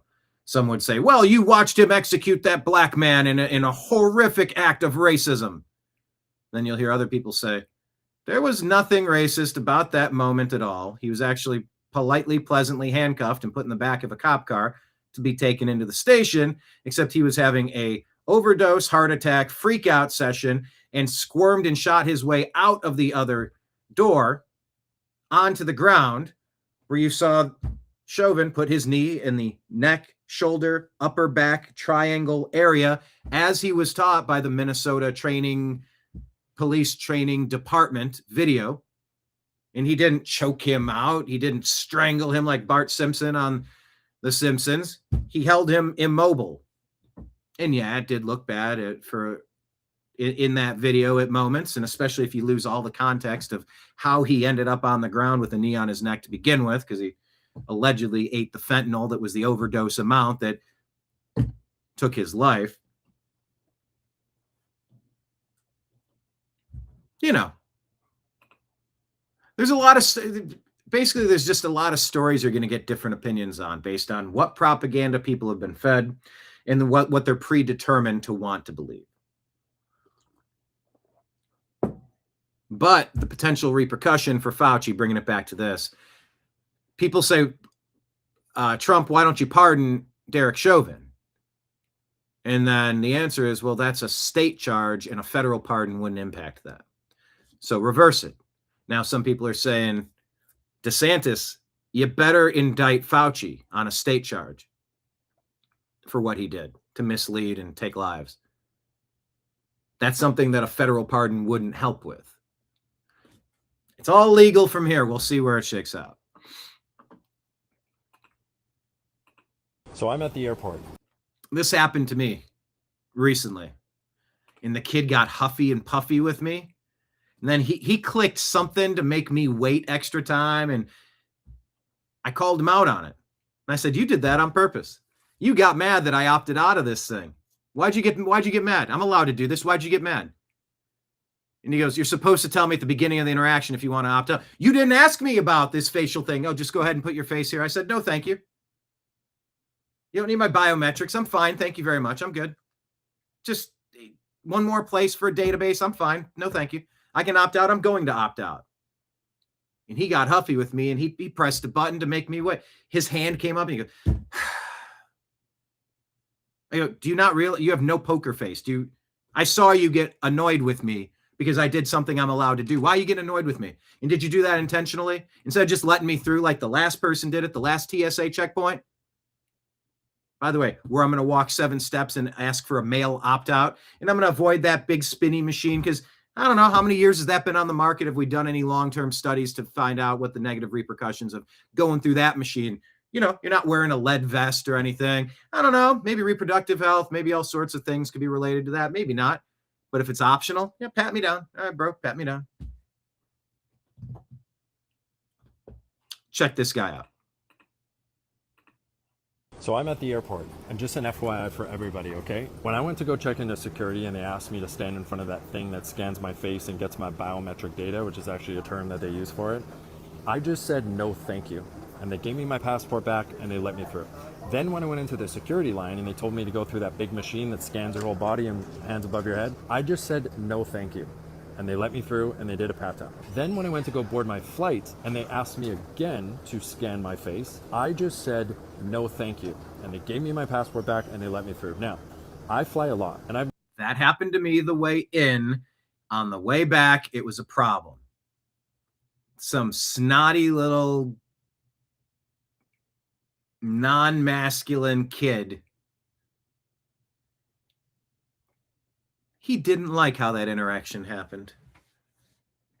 You know, he pressed that little panic button. Like, oh, we need extra scrutiny here. And he was pleased with himself. I'm going to need you to step aside and just wait here and be inconvenienced. Who knows what type of flight you're trying to catch? I don't care. Doesn't matter to me.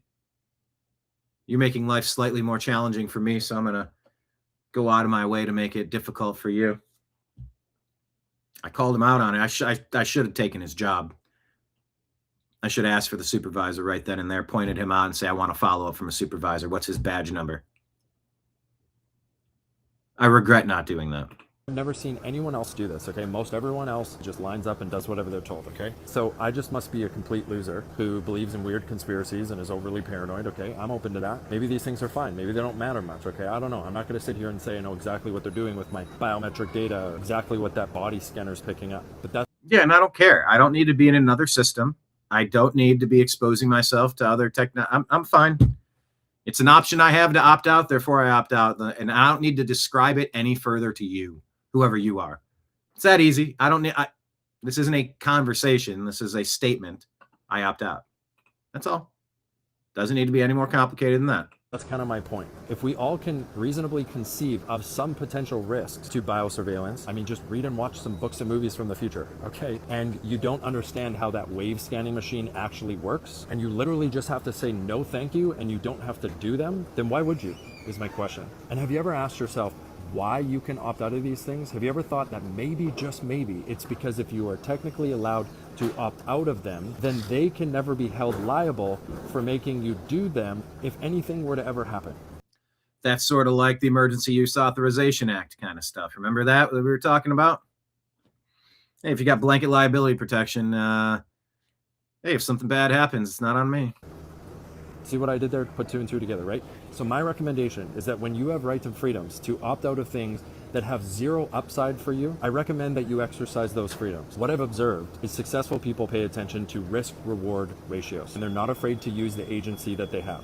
And it's so funny how many people don't even know that you can opt out of these things because they just don't ask questions. That's what sheep do, actually. And I don't know about you, but sheep aren't exactly my spirit animal. I've always been the type of person that just asks questions when people tell me what to do. And if I didn't, then a lot of the things that I love the most about my life, I wouldn't have. So maybe I am a loser who's completely unreasonable. Or maybe I'm onto something, and the 1% of people who just don't blindly follow and play by the rules that they've been sold are the ones who often end up in the top 1%. You can be the judge, and you can decide if I'm a lunatic, and what you do with the agency that God's given you in your life is up to you.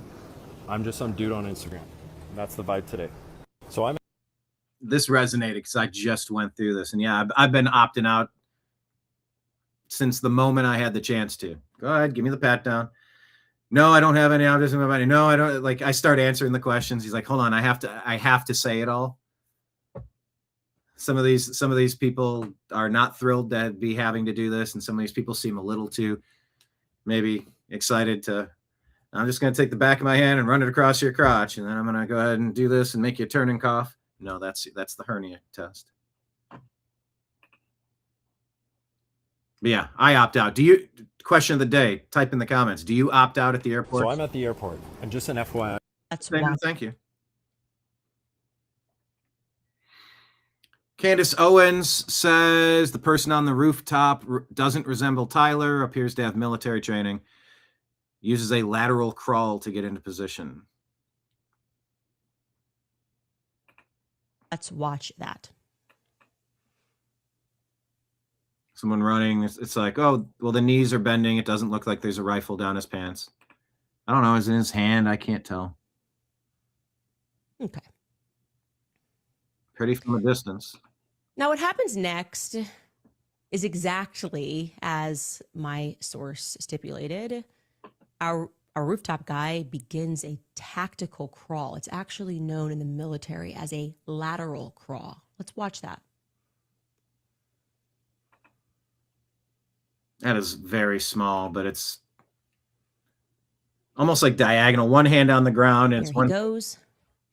And I actually do want to show you side by side so you can actually see a real military man do that alongside this person on the rooftop. Let's bring in that side by side clip. Here we go. Up to the knee. That general action right there is known as a lateral crawl. Now, you may have noted, if you're just looking at your eyes, some sort of a flash that just took place, right? We're going to show you that slowed down and just kind of discuss this. We've gone back and forth here. What is that? Is he pulling something out? Is it like a signal mirror? Is it a flag? By the way, Marion says, no, I don't opt out at the airport. I didn't realize I had the option. Oh yeah. That scanning machine, they do the hands, and they're going to touch you, and they're going to go around the waistband. You got to do this, and all right, go like that, lift your necklace. Okay. All right, and they just kind of, it's not fantastic, but it's not that machine, and we have that right. And they go, all right, just put your face in here. They tell you, just put your face in here. They don't say, now, would you like to opt out of this, or would you like to opt in to throwing your face in this so we can scan your biometrics? They just tell you, put your face here. They don't tell you this. There's signs posted, which is how I noticed. And I said, no, thanks. I'm fine. That shit's unnecessary. So yeah, we can opt out. Was it already on Losey Center? Is it actually something that's in the background that's just catching weird? Is it a car? And we're just thinking that we see this flash, but we're just going to show you that so that it's clear. Back and forth flash there while he's military crawling. Here we go. There, and we're running that back and forth there. Okay, so you supposed to be some sort of signal. now have that. Let's watch that. Is there a second part to this, or is it repeating? I can't tell. Instagram is weird on playback. Okay. He has no limp, doesn't take a gun out of his pants, doesn't assemble the gun with a screwdriver. Now, what happens next is exactly as my source stipulated. Our rooftop guy begins a tactical crawl. It's okay, I guess I thought she was going to get into, I don't know, the second part in the prone position, and it looks like the leg moves up, but then she says it looks like there's no recoil, and then they get up and run. I don't really know what's going on, but keep digging into Charlie. Has anyone watched this new footage, and did it sway you in any way? Tell me in chat. And by the way, everybody, play nice in chat. You know, like, let's, we're allowed to agree to disagree. Let's keep things mostly civil. Please. Friendly reminder.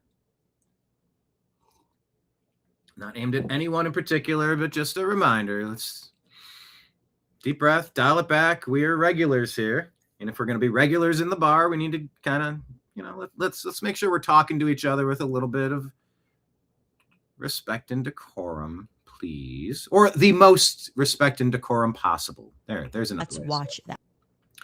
Anyway, I don't know that I'm swayed by any of this. I'm just soaking it all up, hoping we get to the bottom of it. Dr. Fauci confronted by Allison in the know. Dr. Fauci, you admitted in your own diary that COVID was nothing more than a flu. Do you regret shutting the world down? Are you ever going to admit that you killed millions of people through your poison shots? When are you going to take responsibility for your mishandling of COVID? When are you going to take responsibility for your mishandling of COVID, Dr. Fauci? Dr. Fauci, you admitted in your own diary that COVID was nothing more than a flu. Do you regret shutting the world? Admits in his diary that COVID was nothing more than the flu. Let me double check. Did Fauci write in his diary that COVID was nothing more than the flu? I don't have the document in front of me. That's what the reporter said, that Allison in the know with Lindell TV. You see her getting, no, Anthony Fauci didn't write that it's nothing more than the flu. Former CDC Director Tom Frieden called this AM, and we discussed various aspects of the outbreak. He and I are on the same page in thinking that this is acting like a bad influenza in its transmissibility, and that the denominator is much greater than 34,000 and change, making the case fatality rate more like 0.2 to 0.3% rather than 2%. Yeah, that's 10 times of a difference. He compared the virus's transmissibility to a bad influenza, not that it was identical or milder overall.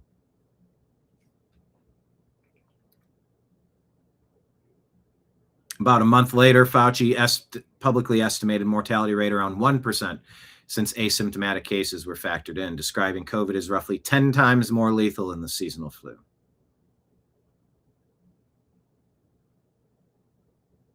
But if the case fatality rate was more like 0.2 and he's saying it's 1%, he's all over the place.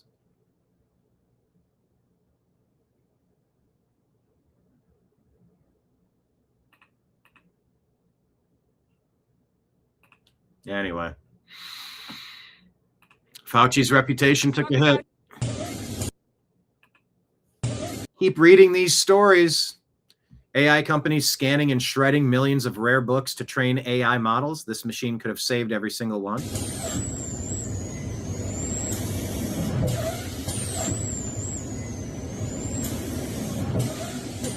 Scan machine.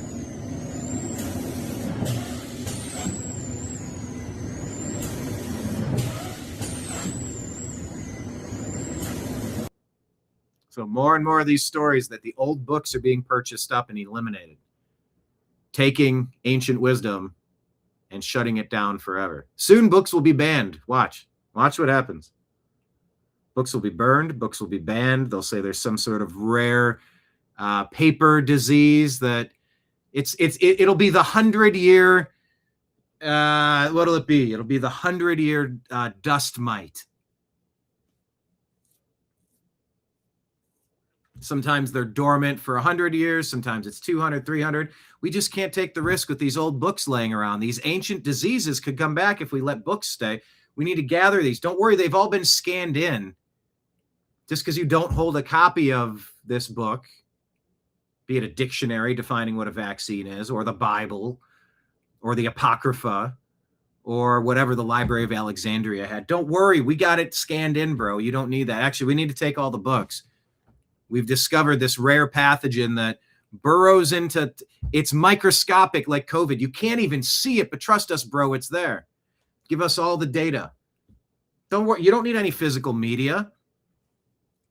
You can't just put on an album and listen to it from front to back. You got to listen to 3 advertisements about the local grocery store and about registering to vote and about, I don't know, whatever goofy, what type of toilet paper you need to pick up.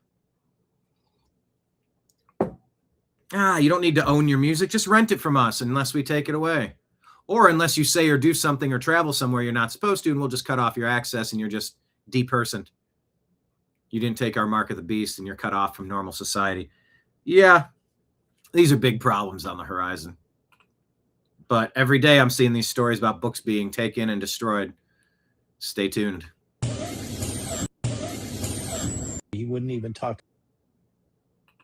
He wouldn't. So Dr. Robert Malone on Real America's Voice asking if Fauci is heading to prison. Wouldn't even talk about the folder on his desk or the color of his shirt. But I think that the reason is because of the threat of lawsuits from the states. That gives him the cover to justify taking the fifth. But I hear from Christina that the plan is to move forward with the contempt. Let's hope. So hold on a second. I want to just make sure I'm hearing you correctly. You're saying that you're hearing there is a movement afoot from the United States Senate that Dr. Fauci will be held in contempt of Congress. That's what I heard from Christina Salazar today, that's the plan moving forward. So this is breaking news, I guess, on your show. But well, this is because, and I want to be clear because this is what Steve Bannon went to jail for. Is the exact same charge. He wouldn't even talk about the folder on his desk or the color of his shirt. Yep, Bannon and Navarro.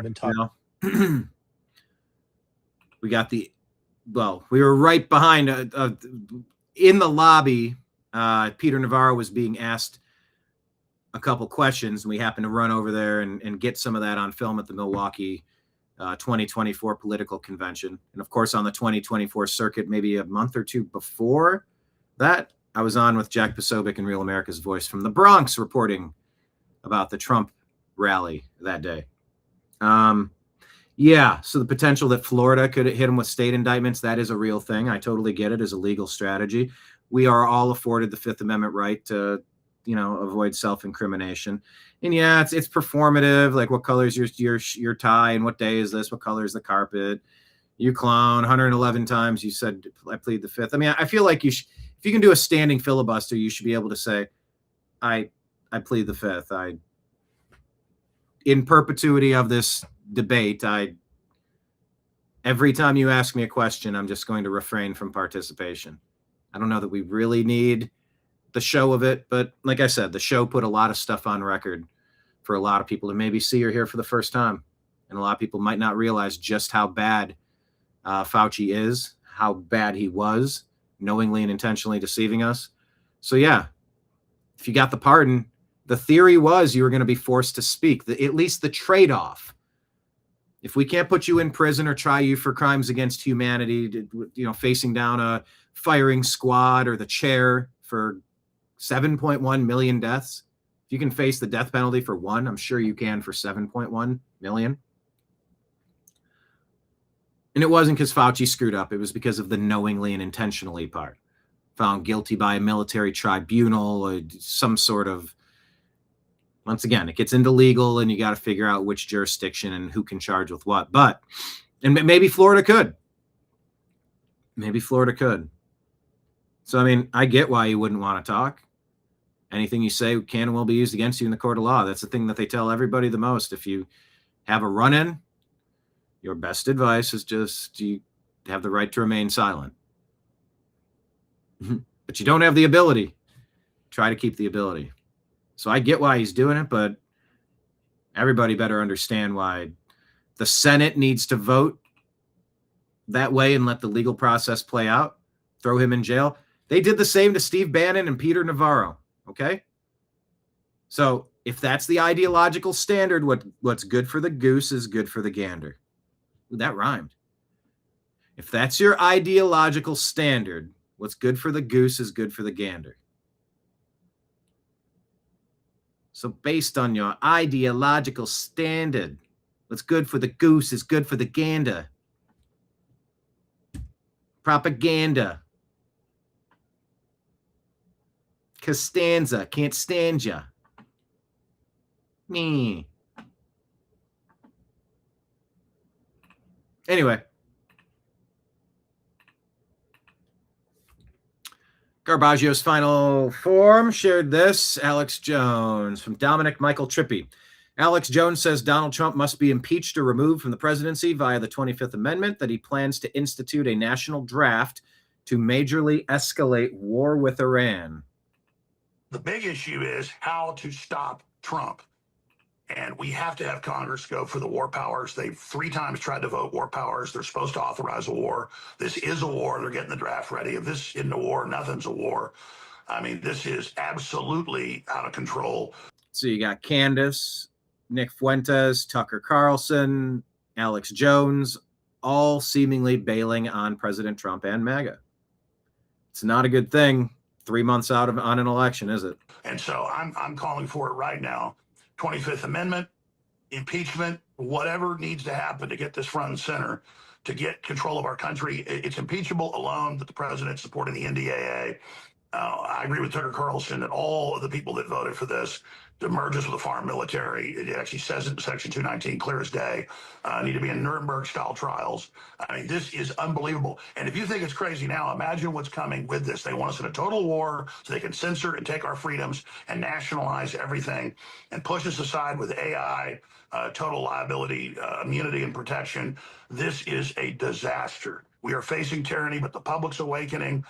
The big issue, we've got to come together and transcend left and right, and we have to say no to an expanded war that will definitely destroy the economy, kill a bunch of our troops. They're preparing a massive ground invasion. It's all confirmed. This is going down right now. Rex, what do you think we should do to spotlight this? I'll tell listeners, we're live right now. Share a live feed. We're going to cut all this up. Breaking. Alex Jones calls for impeachment of President Trump for attempt to implement the national draft and launch total ground invasion of Iran. Americans left and right must come together now and demand Congress invoke the war powers and end this war now. The Senate must vote down the NDAA that's already passed the House. We have our action plan. Rex Jones, what do you say? We've got to come together and transcend left and right, and we have to say no. All right, so that's happening. There is a rift in MAGA being called MEGA, Make Israel Great Again.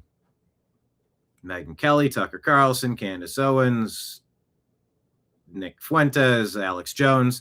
There's a lot of people. But you got Zoran Mamdani and the commies who are taking over the Democrat Party, and a lot of people who are just kind of moderate left, middle left. They're looking at the communists going, I don't support that. Maybe some of those will come over Trump's way. Who knows?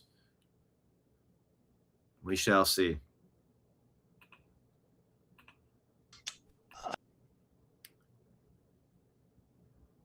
RFK Jr.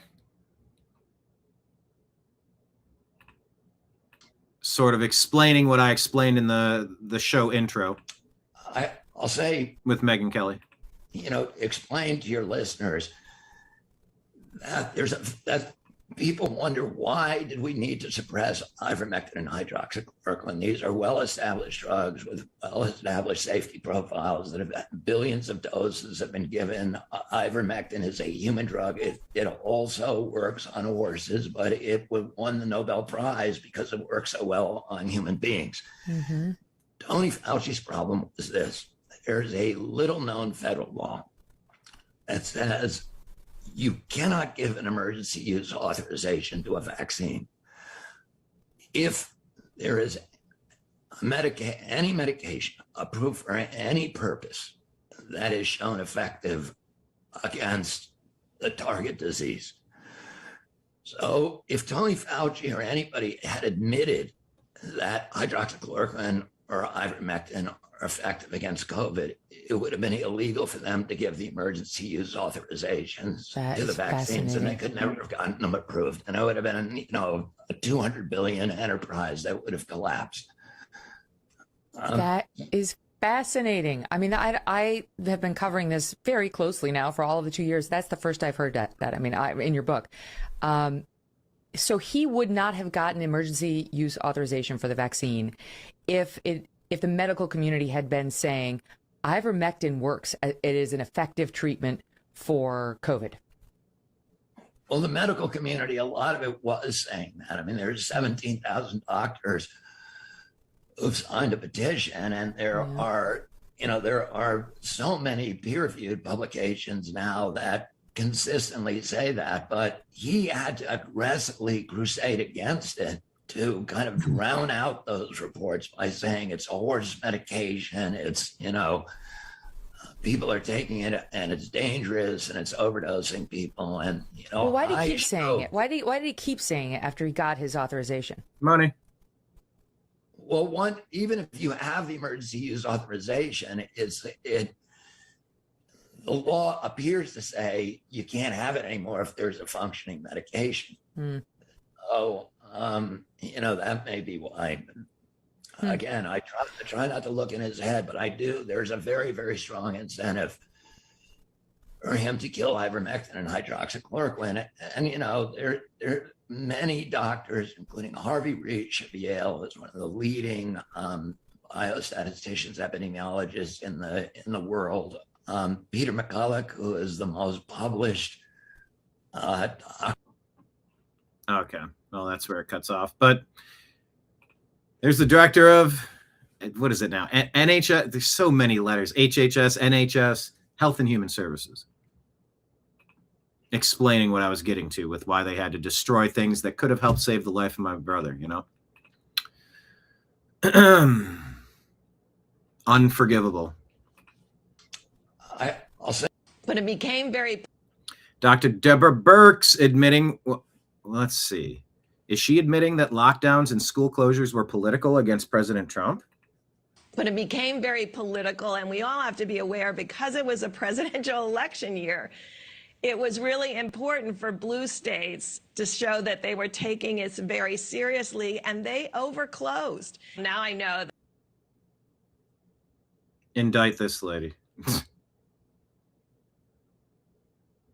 Fauci telling governors and mayors to shut everything down behind the president's back, and despite president saying he didn't want to lock the country down. Isn't that treason?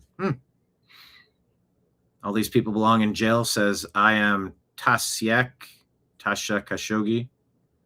People died so they could do everything possible to keep President Trump from taking office. That Dr. Fauci was having private conversations with these governors and mayors to tell them to close the schools.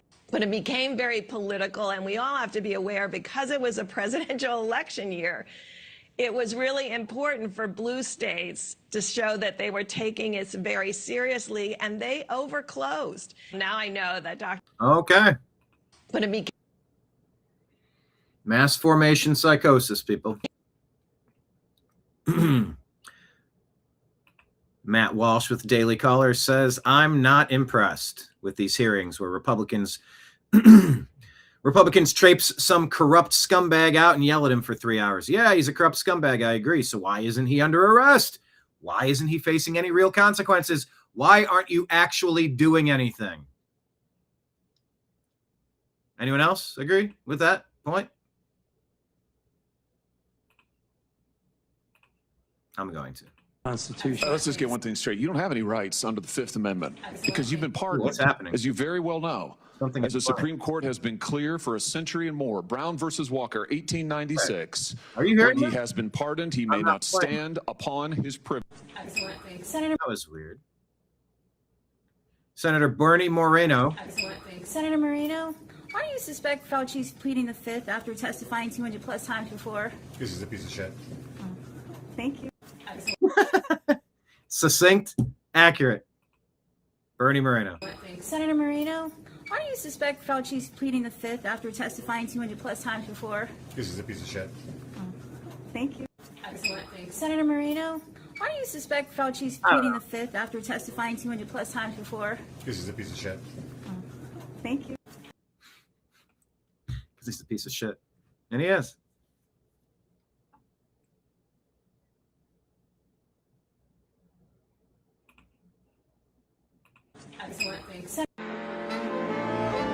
Yeah, Dave Smith says Fauci for prison is the moderate position. Yep. I can't ask what you would do for a fair punishment for Fauci because the things you would type would probably there are platforms that don't want such things to be said out loud. But yeah, Dave Smith is absolutely right. Fauci for prison. Oh, that is the moderate bleeding heart position. Bleeding heart. David, who's this? Harsani says, while Fauci was having dinners with Jake Tapper, my neighbors couldn't have guests at their child's funeral.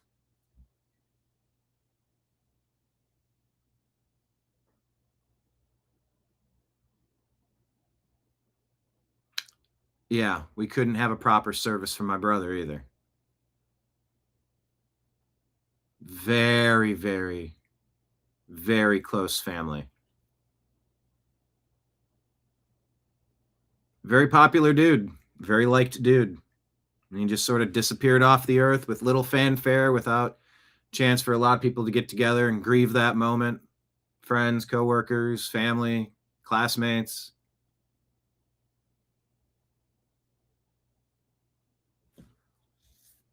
Yeah. Fauci's having dinner with Jake Tapper. We can't have guests at our family's funeral.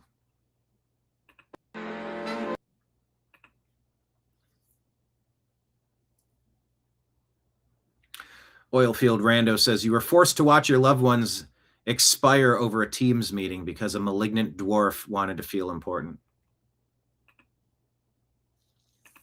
Where's the one that I shared? Hang on. This one. Caroline Clark Barron. As we were discussing, I can't see underneath. Doggone it. As we're discussing Fauci's self-righteous journal entries where he bragged about counseling the leaders of the largest cities and encouraging the lockdowns, I feel it's important to bring this up. My mom passed at 56 when I was 38. When I was 38 weeks pregnant, of a disease that was, by all standards, easily eradicated with immediate surgery. That surgery was delayed because of the lockdowns that Fauci boasted about it like some sort of accomplishment in a journal that he clearly intended to publish as the long-awaited biography of a hero. He is not a hero. He is a liar. And he and his complicit puppets are the reason my heart is so broken every single day that I must go on without my mom. There's a million reasons to hate Fauci. A million reasons to demand justice. And no, walking away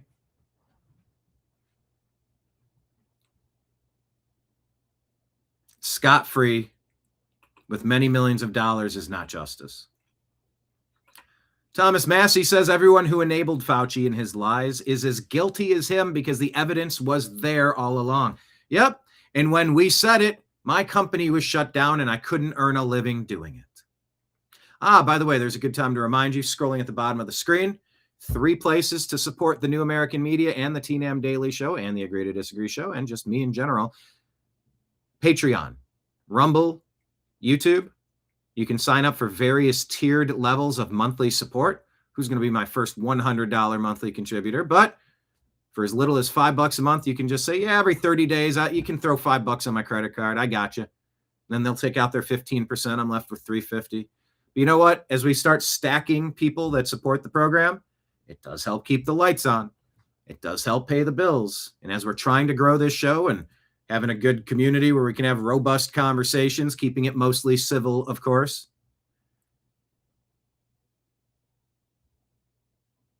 your support is needed as much now as ever before, and it's greatly appreciated, everybody who has. Please consider going to Patreon, Rumble, and or YouTube, if not all 3, and just signing up for at least a $5 minimum monthly support pledge. If you want to do a one-time Rumble rant tip or super chat tip, toss some silver coins into my tip jar back there. Rumble rant tip on Rumble, super chat tip on YouTube. You just tap it and shoot $20 over, shoot $50 over, shoot $5 over, shoot $1 over, whatever's clever. It's all appreciated. And, you know, existing on planet Earth is many thousands of dollars every month. So it's needed and it goes as far as we can take it.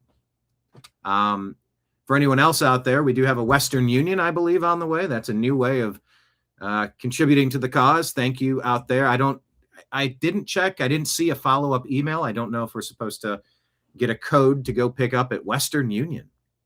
Even if it's $1, that'll be cool. And if it's 1,000, that'd be sweet too. But yeah, we do Venmo and Cash App. That's at Brian Engelman, spelled at the bottom of the screen, or PayPal, fuzzinstallment@yahoo.com. Shoot a few bucks over. I know you got a PayPal. I know you got a Cash App. I know you got a Venmo. You got one of those. You know, we're brought to you by viewers like you. One of these days, we'll sell you coffee and pillows, and one of these days, we'll go ahead and get you some multivitamins. But for now, we're trying to build this slow and steady to win the race. And coming in off the top ropes is Kenneth with a big super elbow. $10 super chat. Roe bust versus Wade. Robust versus Wade, like Roe versus Wade. Thank you for the $10 super chat, Kenneth. WWE style coming off the top turnbuckle. Kablamo. Thank you so much. Appreciate you. You're all super appreciated. Venmo or hey, pal. Hey, pal. Hey, pal, you got any money? Yeah. Hey, pal. That is like a 1930s vernacular. Like I could see that in like some black and white movie. Hey, pal, get a load of the yams on that one. Yams or gams? I don't know. Maybe it's both. But yeah, anyway, Thomas Massey says everyone who enabled Fauci and his lies is as guilty as him because the evidence was there all along. End the circus and start prosecuting people like Peter Marks and Deborah Birx who don't have pardons. Amen. So Best Buyers has a thought on Fauci for prison. Will it not play either? What is... I was out. This is supposed to take me to this individual post, not her homepage. I don't get what's happening here. Let's try it. I was out filming this morning and I got back and saw clips of Fauci taking the fifth. And honestly, my blood pressure went through the roof. I cannot believe the arrogance that man has to plead the fifth when he absolutely destroyed our country 6 years ago. And honestly, the more I watch from this hearing, the more angry I get. And it's because I remember the cannabis clients that cancel their contracts with me because I question the mask mandates. I think about the women that put me on the Karen's page, again, for questioning the narrative. I think about all the emails that people sent me wishing death upon me because I didn't trust the shot or trust the science.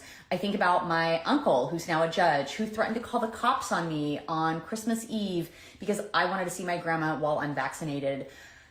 I will never forgive Fauci for what he did to our country. And honestly, there's a lot of people that I forgive, but I just won't forget. Okay. You got to say this.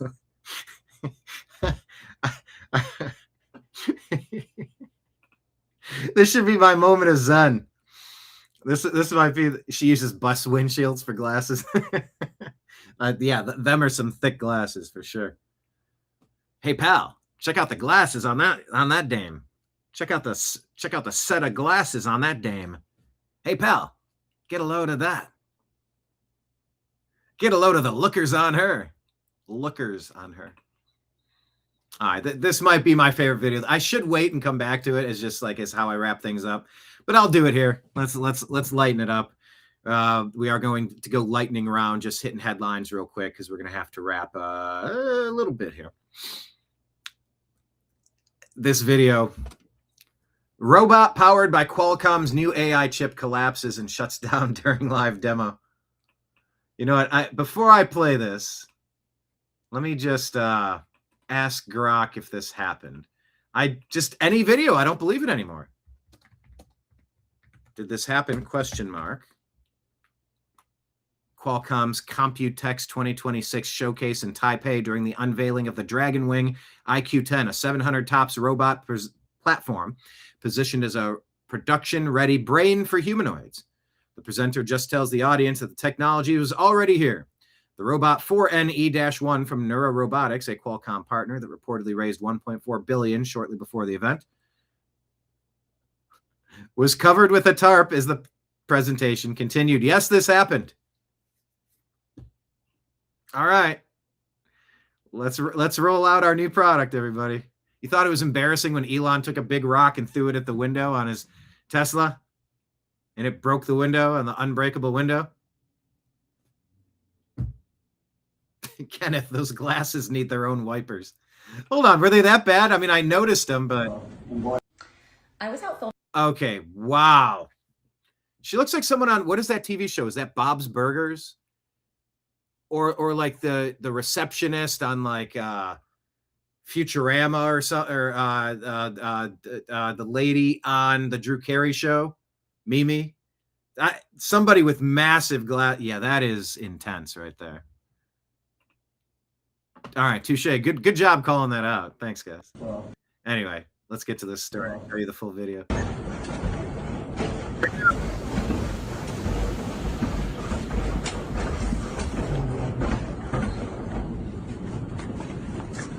The IQ-10 RRE, ladies and gentlemen.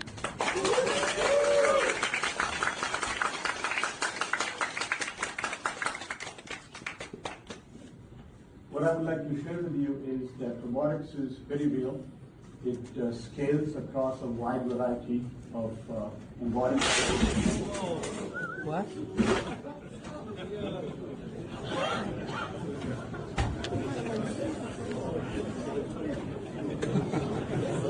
It reaches up to the chest rip. It just covered up and moved it. And let us take a look at how we get this to recover. All right, God, I got questions. Oh, God, I got questions. Why did it... All right. Number one, when it went down, why did it thrust its crotch skyward to become so prominently featured? Then as it was powering down, why did it go, it gave one last reach up to the sky just before you die. It's the last time you will. Name the song in chat. So why did it do the crotch thrust? Why did he reach for the sky? I'm coming to... what was that on... That was Red Fox? What did he used to say? I'm coming to see you. He would talk about his wife. He'd think he's having a heart attack. And he'd call out to his wife, I'm coming to... What was that phrase? On Sanford and Son. I forget his wife's name. Then... who thought to have a team of people waiting right by in case something goes wrong? And who suggested, instead of taking the device, turning it off and taking it off the stage, to just cover it up in a lumpy mess of crime scene to just sit there and laugh at? Instead of, press the button, roll it, take it on thing, wheel it off the stage. Yes, it was Sanford. Elizabeth,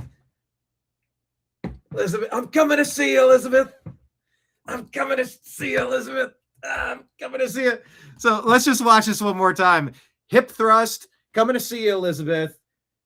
Guys with large black blankets. Napkins, I think is the word I was looking for. One more time. Hip thrust, coming to see you, Elizabeth. Guys with large black napkins. The adjutant RRA, ladies and gentlemen.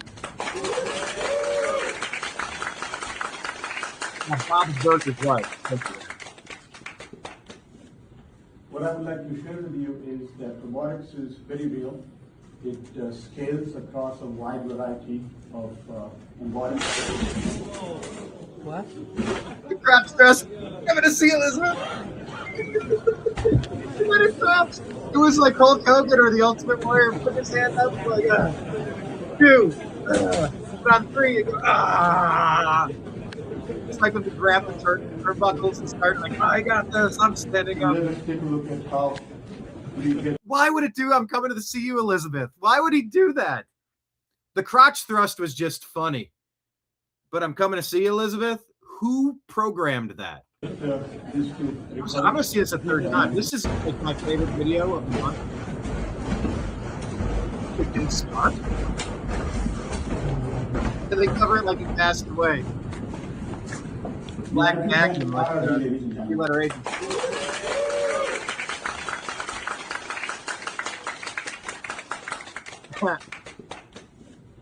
What I would like to share with you is that robotics is very real. It scales across a wide variety of environments. What?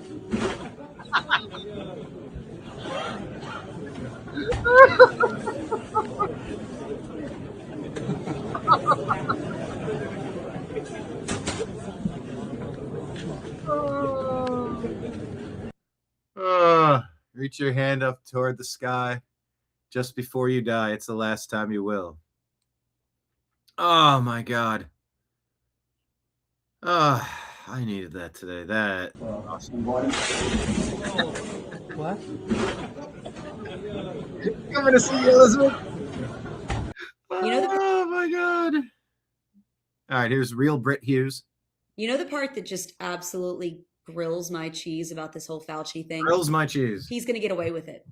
He's going to get away with it, and we all know it. I mean, this is a guy that helped manufacture a virus in a lab, and then he pushed to shut down the entire country over it, and he absolutely ruined people's lives, and then he experimented on people with an mRNA vaccine. Millions of people will never be the same after COVID and after what the government did to them, because this guy wanted to be famous, and he wanted to keep the pandemic going for as long as possible and keep the hype going for as long as possible. Also, he could be, how did he put it in his diary? A rock star. And he's totally going to get away with it. I mean, sure, we had some Senate Republicans, getting their sound bites and throwing some weight around or whatever, but absolutely nothing is going to happen because it never does. No charges are going to be filed. He's not going to face any jail time. He will never have to face justice for a single thing he did or a single lie he told or a single life he ruined. He will sit on his millions and he will live out the rest of his days in comfort. And so will every other person who enabled it, from governors all the way down to your next door neighbor who called some hotline because somebody held a potluck in their backyard. Because our government is a dog and pony show, and we don't hold people accountable here. We all know the truth, and we're going to have to live knowing that this side of heaven, absolutely nothing is going to be done about it. And look, all I can say about that is that you don't get to plead the fifth when you're standing before God Almighty. Evil and corruption and lies will face judgment, even if it's not here. You know the part. Yeah, maybe. Jules said he did the same thing in the 80s with the HIV virus that he created in that lab. I don't know that he created that, but his response was horrible. But let's keep digging. Let's connect the dots, see all the similarities. By all accounts, AIDS was a disaster, and Fauci was. You know the part that just absolutely. Was this the actual music of this event? I don't know. But this is President Trump at Lindsey Graham's funeral.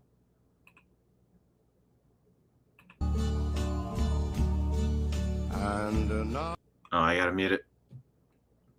watermelon. So I face the final. You know, I've been going all over South Carolina like most people. I hadn't slept much. But look what's going on in Israel. Our friends in Israel are surrounded by people that want to kill them, destroy them, a second Holocaust. Okay, so that was Lindsey Graham taking attention away from the natural disaster down at Hurricane Helene to focus on Israel, is the point of this post. In the making, they're running out of ammunition in Israel. We have to help our friends to keep the war over there from coming here. But the war was here as we were flooded by Mother Nature, picking a fight with us. I went down there, made that documentary. So go watch it. I did have a... Yeah, it's legacy defining the type of person you are. I did have a question. And it's okay to pivot, and it's your job to be in charge of conversations. Any interview, it's up to you to make sure you're making the points you're trying to make for that day. But yeah, Lindsey was often criticized for prioritizing Israel over America. You're supposed to focus on America before you're all over the place. But you can also do two things at once. Rand Paul is going to give up. Well, here, just listen to this. This is sort of what I was talking about with Florida. For you about a new revelation that we have here in the state of Florida, breaking news that the Attorney General in the state of Florida, James Uthmeyer, is looking at prosecuting potentially Dr. Fauci for his crimes based on Florida law that would not be covered by a federal pardon from Joe Biden. What is your take on this? Have you had any outreach from the Attorney General of Florida? We're happy to share our information with anybody. Most of the things that we had looked at that we believed were breaking a federal law were destroying records, which is a federal law, lying to Congress, which is a federal law, and now what we're contemplating is sending a referral to the Department of Justice for obstruction of a congressional investigation. So those are very federal. I don't know right offhand what the state charges would be. We're open to cooperating. We have a mountain of evidence, and we're more than willing to share it with people who wish. We've been sharing most of it, frankly, with the public. We've been putting as much out there as possible so people can make up their own mind. Plus, there's 1,000,001 people like yourself and other sleuths that will go through this and find things that maybe even we didn't find. So you are encouraging state AGs to potentially take up this issue. I did have a question. All right. So you can understand why you would plead the fifth. I don't have as big a problem with him pleading the fifth. I get what's going on. Like, he knows everybody's on to him. I would plead the fifth if I were him too. I can also dislike him. Of course, a criminal is going to want to not implicate himself. Doesn't mean I support him, but like, we have that right. But it also doesn't mean that you can't nail him to the wall with the facts and punish him. I mean, this has to be a capital case. This is human genocide. 7.1 million. Had they not created the cleavage site in the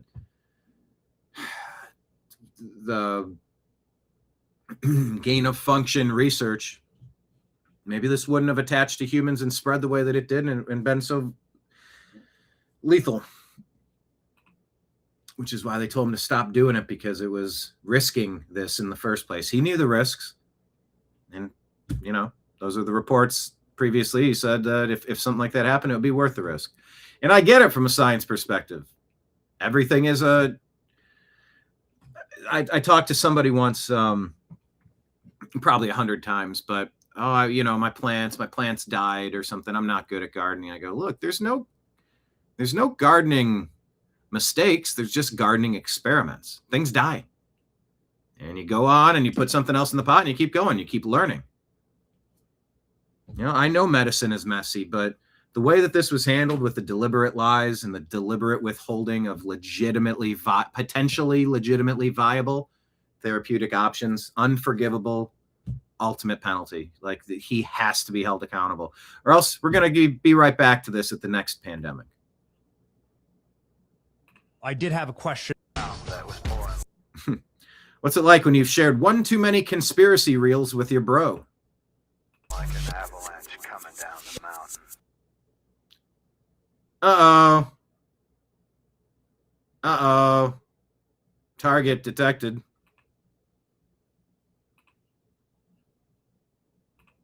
In that video, they called the target the Goyim, but, you know, anybody on a list of sharing too much legitimate information to people on Instagram Reels or private messages. Oh, there's the drone. Had a good run. See ya. Yeah. Phil Kerpen puts that Governor DeSantis in 2021 is a complete disgrace. He's blocking the local authorities from mandating masks in various locations, including schools. Ron DeSantis says that's a badge of honor. Proud to have blocked local governments from enforcing Faucian edicts on their citizens. David Wolf says your face is scanned, your car is tracked, your phone is listening to you. This is not freedom. True.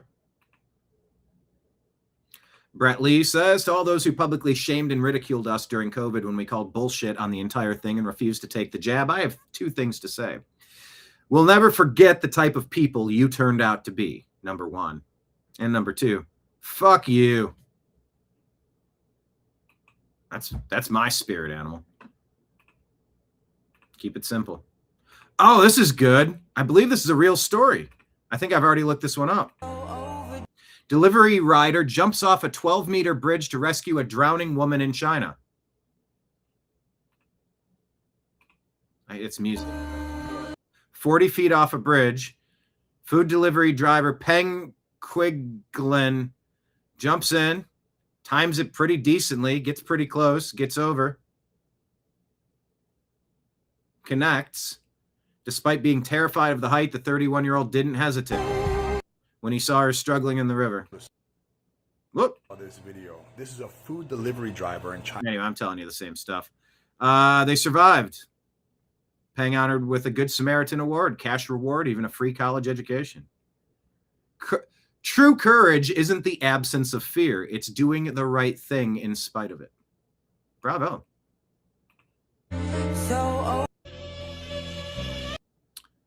Who's this? Mrs. American Honey. COVID continues to come out as complete BS, and grown adults are still driving around alone in their cars wearing masks. The pandemic was never about physical health. It exposed the real problem that is mental health. But yeah, let more of these adults choose the gender of their kids. You know, the ones that are wearing masks alone in a car with themselves. You got to protect kids from Munchausen mommies. Cameron says this graph from the Associated Press stunned me into silence. Grocery shopping putting a strain on family budgets.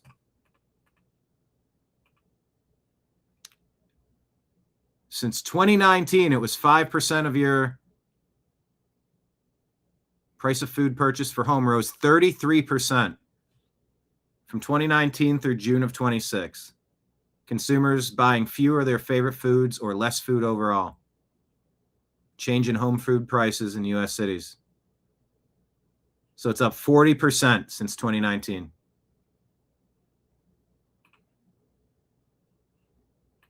No, sorry, that was supposed to be showing you. But look at that massive jump right there. Yeah, I'm feeling it. We've all been feeling it. The Pretty Patriot says, sorry if I'm acting weird. It's just that every day I need a headline about it. Excuse me. Need is read, actually. Sorry if I'm acting weird. It's just that every day I read a headline about a judge named something like Shimmer McSharla that ruled America isn't allowed to exist. Yeah, Shimmer. Sparkle. Shimmer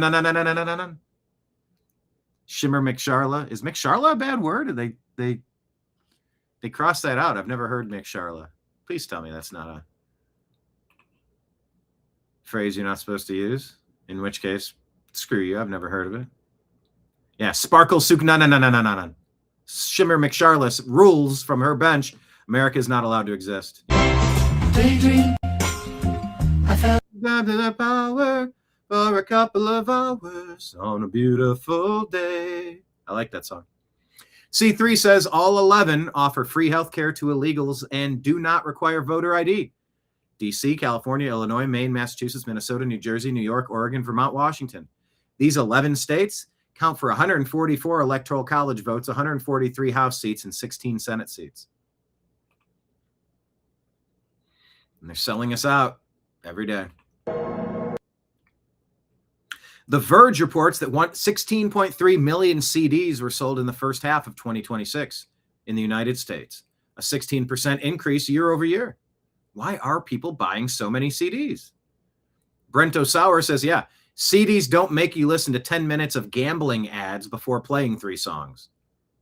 Added bonus, CDs don't suddenly say I no longer have permission to use it or its contents. Remember, having no symptoms it's actually one of the symptoms. And go get your booster. Photo number 1, a man who claimed COVID had a mortality rate of the flu in his diary. But here's photo number 2, a man who claimed COVID had a mortality rate 10 times of the flu under oath in front of Congress. And you didn't get him for that. You didn't at least make the case. We'll end with Tulsi Gabbard. Before the COVID pandemic, Dr. Fauci, as head of the National Institute of Allergy and Infectious Diseases. And by the way, last call for alcohol. I'm closing out my shift. I'm going to slide you my tab. It says $0 and free cents. There's a tip line at the bottom. Consider becoming a monthly subscriber on Patreon, Rumble, or YouTube. Consider tossing some silver coins into my tip jar right there by the back of my bar. Rumble rant tips, super chat tips. You can do Venmo or Cash App at my name, Brian Engelman, spelled at the bottom of the screen, or PayPal, fuzzinstallment@yahoo.com. Thank you for coming to the bar today, but this will be the last segment of today's program. Provided millions in U.S. taxpayer dollars to fund dangerous gain-of-function research on bat coronaviruses at the Wuhan Institute of Virology, work which is now widely viewed as the source of the unintentional lab leak that sparked the pandemic.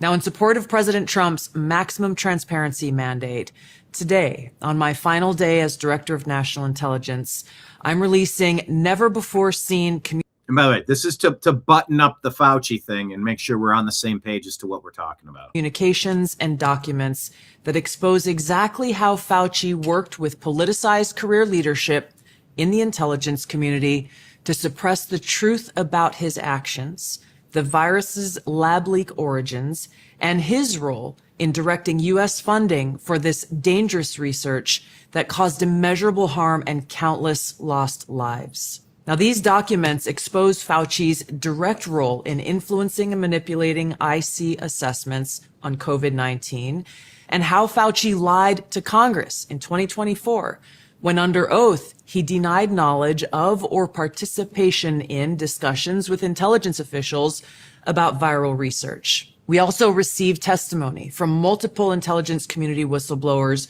who reported retaliation for challenging the intelligence community's manipulation of intelligence on the virus's origins, once again revealing a clear pattern of suppressing dissent, silencing critics, and burying the truth.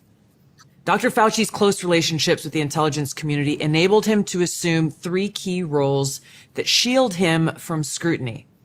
First, Dr. Fauci funded dangerous gain-of-function coronavirus research linked to Big Pharma and their pursuit of universal vaccines worth trillions of dollars. Second, Dr. Fauci was the behind-the-scenes advisor who, alongside his hand-picked so-called experts, pushed the intelligence community to endorse a natural animal origin to hide his dangerous gain-of-function research that he funded using taxpayer dollars, all of this in a deliberate attempt to cover up the truth and shift the blame and attention away from Fauci's own actions. Third, Dr. Fauci became the nation's pandemic pundit, and he publicly pushed lies, disinformation, and censorship using every platform available. Now, according to hundreds of reviewed emails, which are included in this release, the intelligence community almost always incorporated Fauci's recommendations. Yeah. His recommendations set policy. He knew it. Everybody knew it. And then he would claim that he wasn't the one that did anything. It is so disingenuous. If you're in the mob and you order the hit, you're responsible for the murder. I just like how she tapped the binder like President Trump tapped Lindsey Graham's coffin. He promoted a fraudulent paper whose publication he helped prompt as legitimate information for intelligence community consideration. Yeah, that's the classic. Let's go ahead and release a paper that we can cite. We know that it's false information. We're going to put it out there, but then we're going to use it as cover and say we're just following what the paper says. I mean, we've seen this over and over. It's right out of their playbook. Senior analysts praised Dr. Fauci, not as a policymaker, but as what they called an unbiased guide to the real coronavirus experts, while deliberately ignoring experts who might dissent from Fauci's narratives. Now, Fauci didn't stop there. He blatantly lied to Congress under oath during his 2024 testimony to the House Select Subcommittee on the Coronavirus Pandemic, denying that he ever spoke to any intelligence agency about COVID. Now, the correspondence I'm releasing today directly contradicts his sworn testimony. Now, we received statements from multiple whistleblowers revealing that the intelligence analysts who dared to challenge Dr. Fauci's COVID origin conclusions faced threats of retaliation, marginalization, and many suffered career setbacks. For example, a contractor was terminated just days after coming forward to ODNI as a whistleblower. Another example, those who advocated for the lab leak hypothesis or expressed dissenting views were reminded by their managers that leadership would determine which analysts would be promoted and which would not. The message was clear: go along or be punished. Now, senior leaders also sought to undermine whistleblowers by removing anonymity, which is required in the whistleblower process, as they made their complaints, and also insisting that their managers or attorneys be present during ODNI meetings where these whistleblowers were coming forward with their testimony, obviously creating an atmosphere of intimidation. The COVID pandemic caused tremendous hardship and pain for millions of our fellow Americans and countless people around the world. Now, after years of lies and censorship and cover-ups, the American people deserve transparency, truth, and accountability. The tactics that were used to hide the truth are straight from the deep state playbook. Politicized, self-serving leaders like Dr. Fauci covered up their own wrongdoing and abuses of power, manipulated intelligence, lied to Congress, and undermined a duly elected president by restricting his access to the vital facts he needed to keep the country safe. It's time you know the truth. Thank you, Tulsi Gabbard. Thank you, Rand Paul. Thank you, Bernie Moreno. Thank you, Josh Hawley. Thank you for at least putting this all out on the record in a place that it's sort of all in one spot. It's sort of undeniable at this point. We just find ourselves in the position trying to figure out what now, where now, what next. So we'll keep covering the story. We'll see what happens if contempt charges come, and we'll see if the 50 other closest people to Fauci get indicted, because they don't have the same blanket pardon from an auto pen now, do they? All right, everybody, we'll be back tomorrow at noon. Final reminder, please sign up on Patreon, Rumble, or YouTube as a monthly subscriber. Drop a Rumble Rant Super Chat tip, Venmo, Cash App, or PayPal if you have enjoyed your time here, as we are funded by viewers like you. It's one of those and with your donation, we'll send you a tote bag. Thanks for the robust conversation. Remember, everybody, let's try to keep things mostly civil. We'll come back at the bar the next day, and we got to be cool to our neighbors, of course. So we can agree to disagree on issues, but we don't need to become disagreeable. But the Fauci story ain't done yet, and there's 100 other things to get into, and we'll try to move off of this one story and into some other stuff on tomorrow's program. So thank you to everybody in chat. Signing out on behalf of everybody out there in the TNAM universe. I appreciate you. I love you. And we'll talk to you again soon. Take care, everybody. Peace.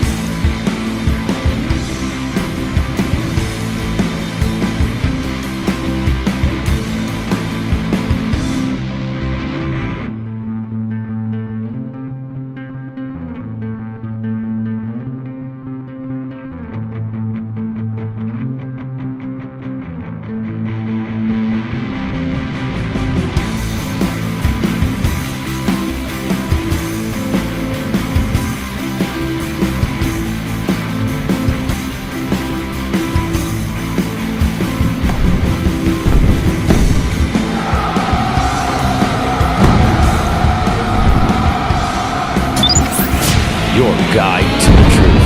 TheNewAmericanMedia.com.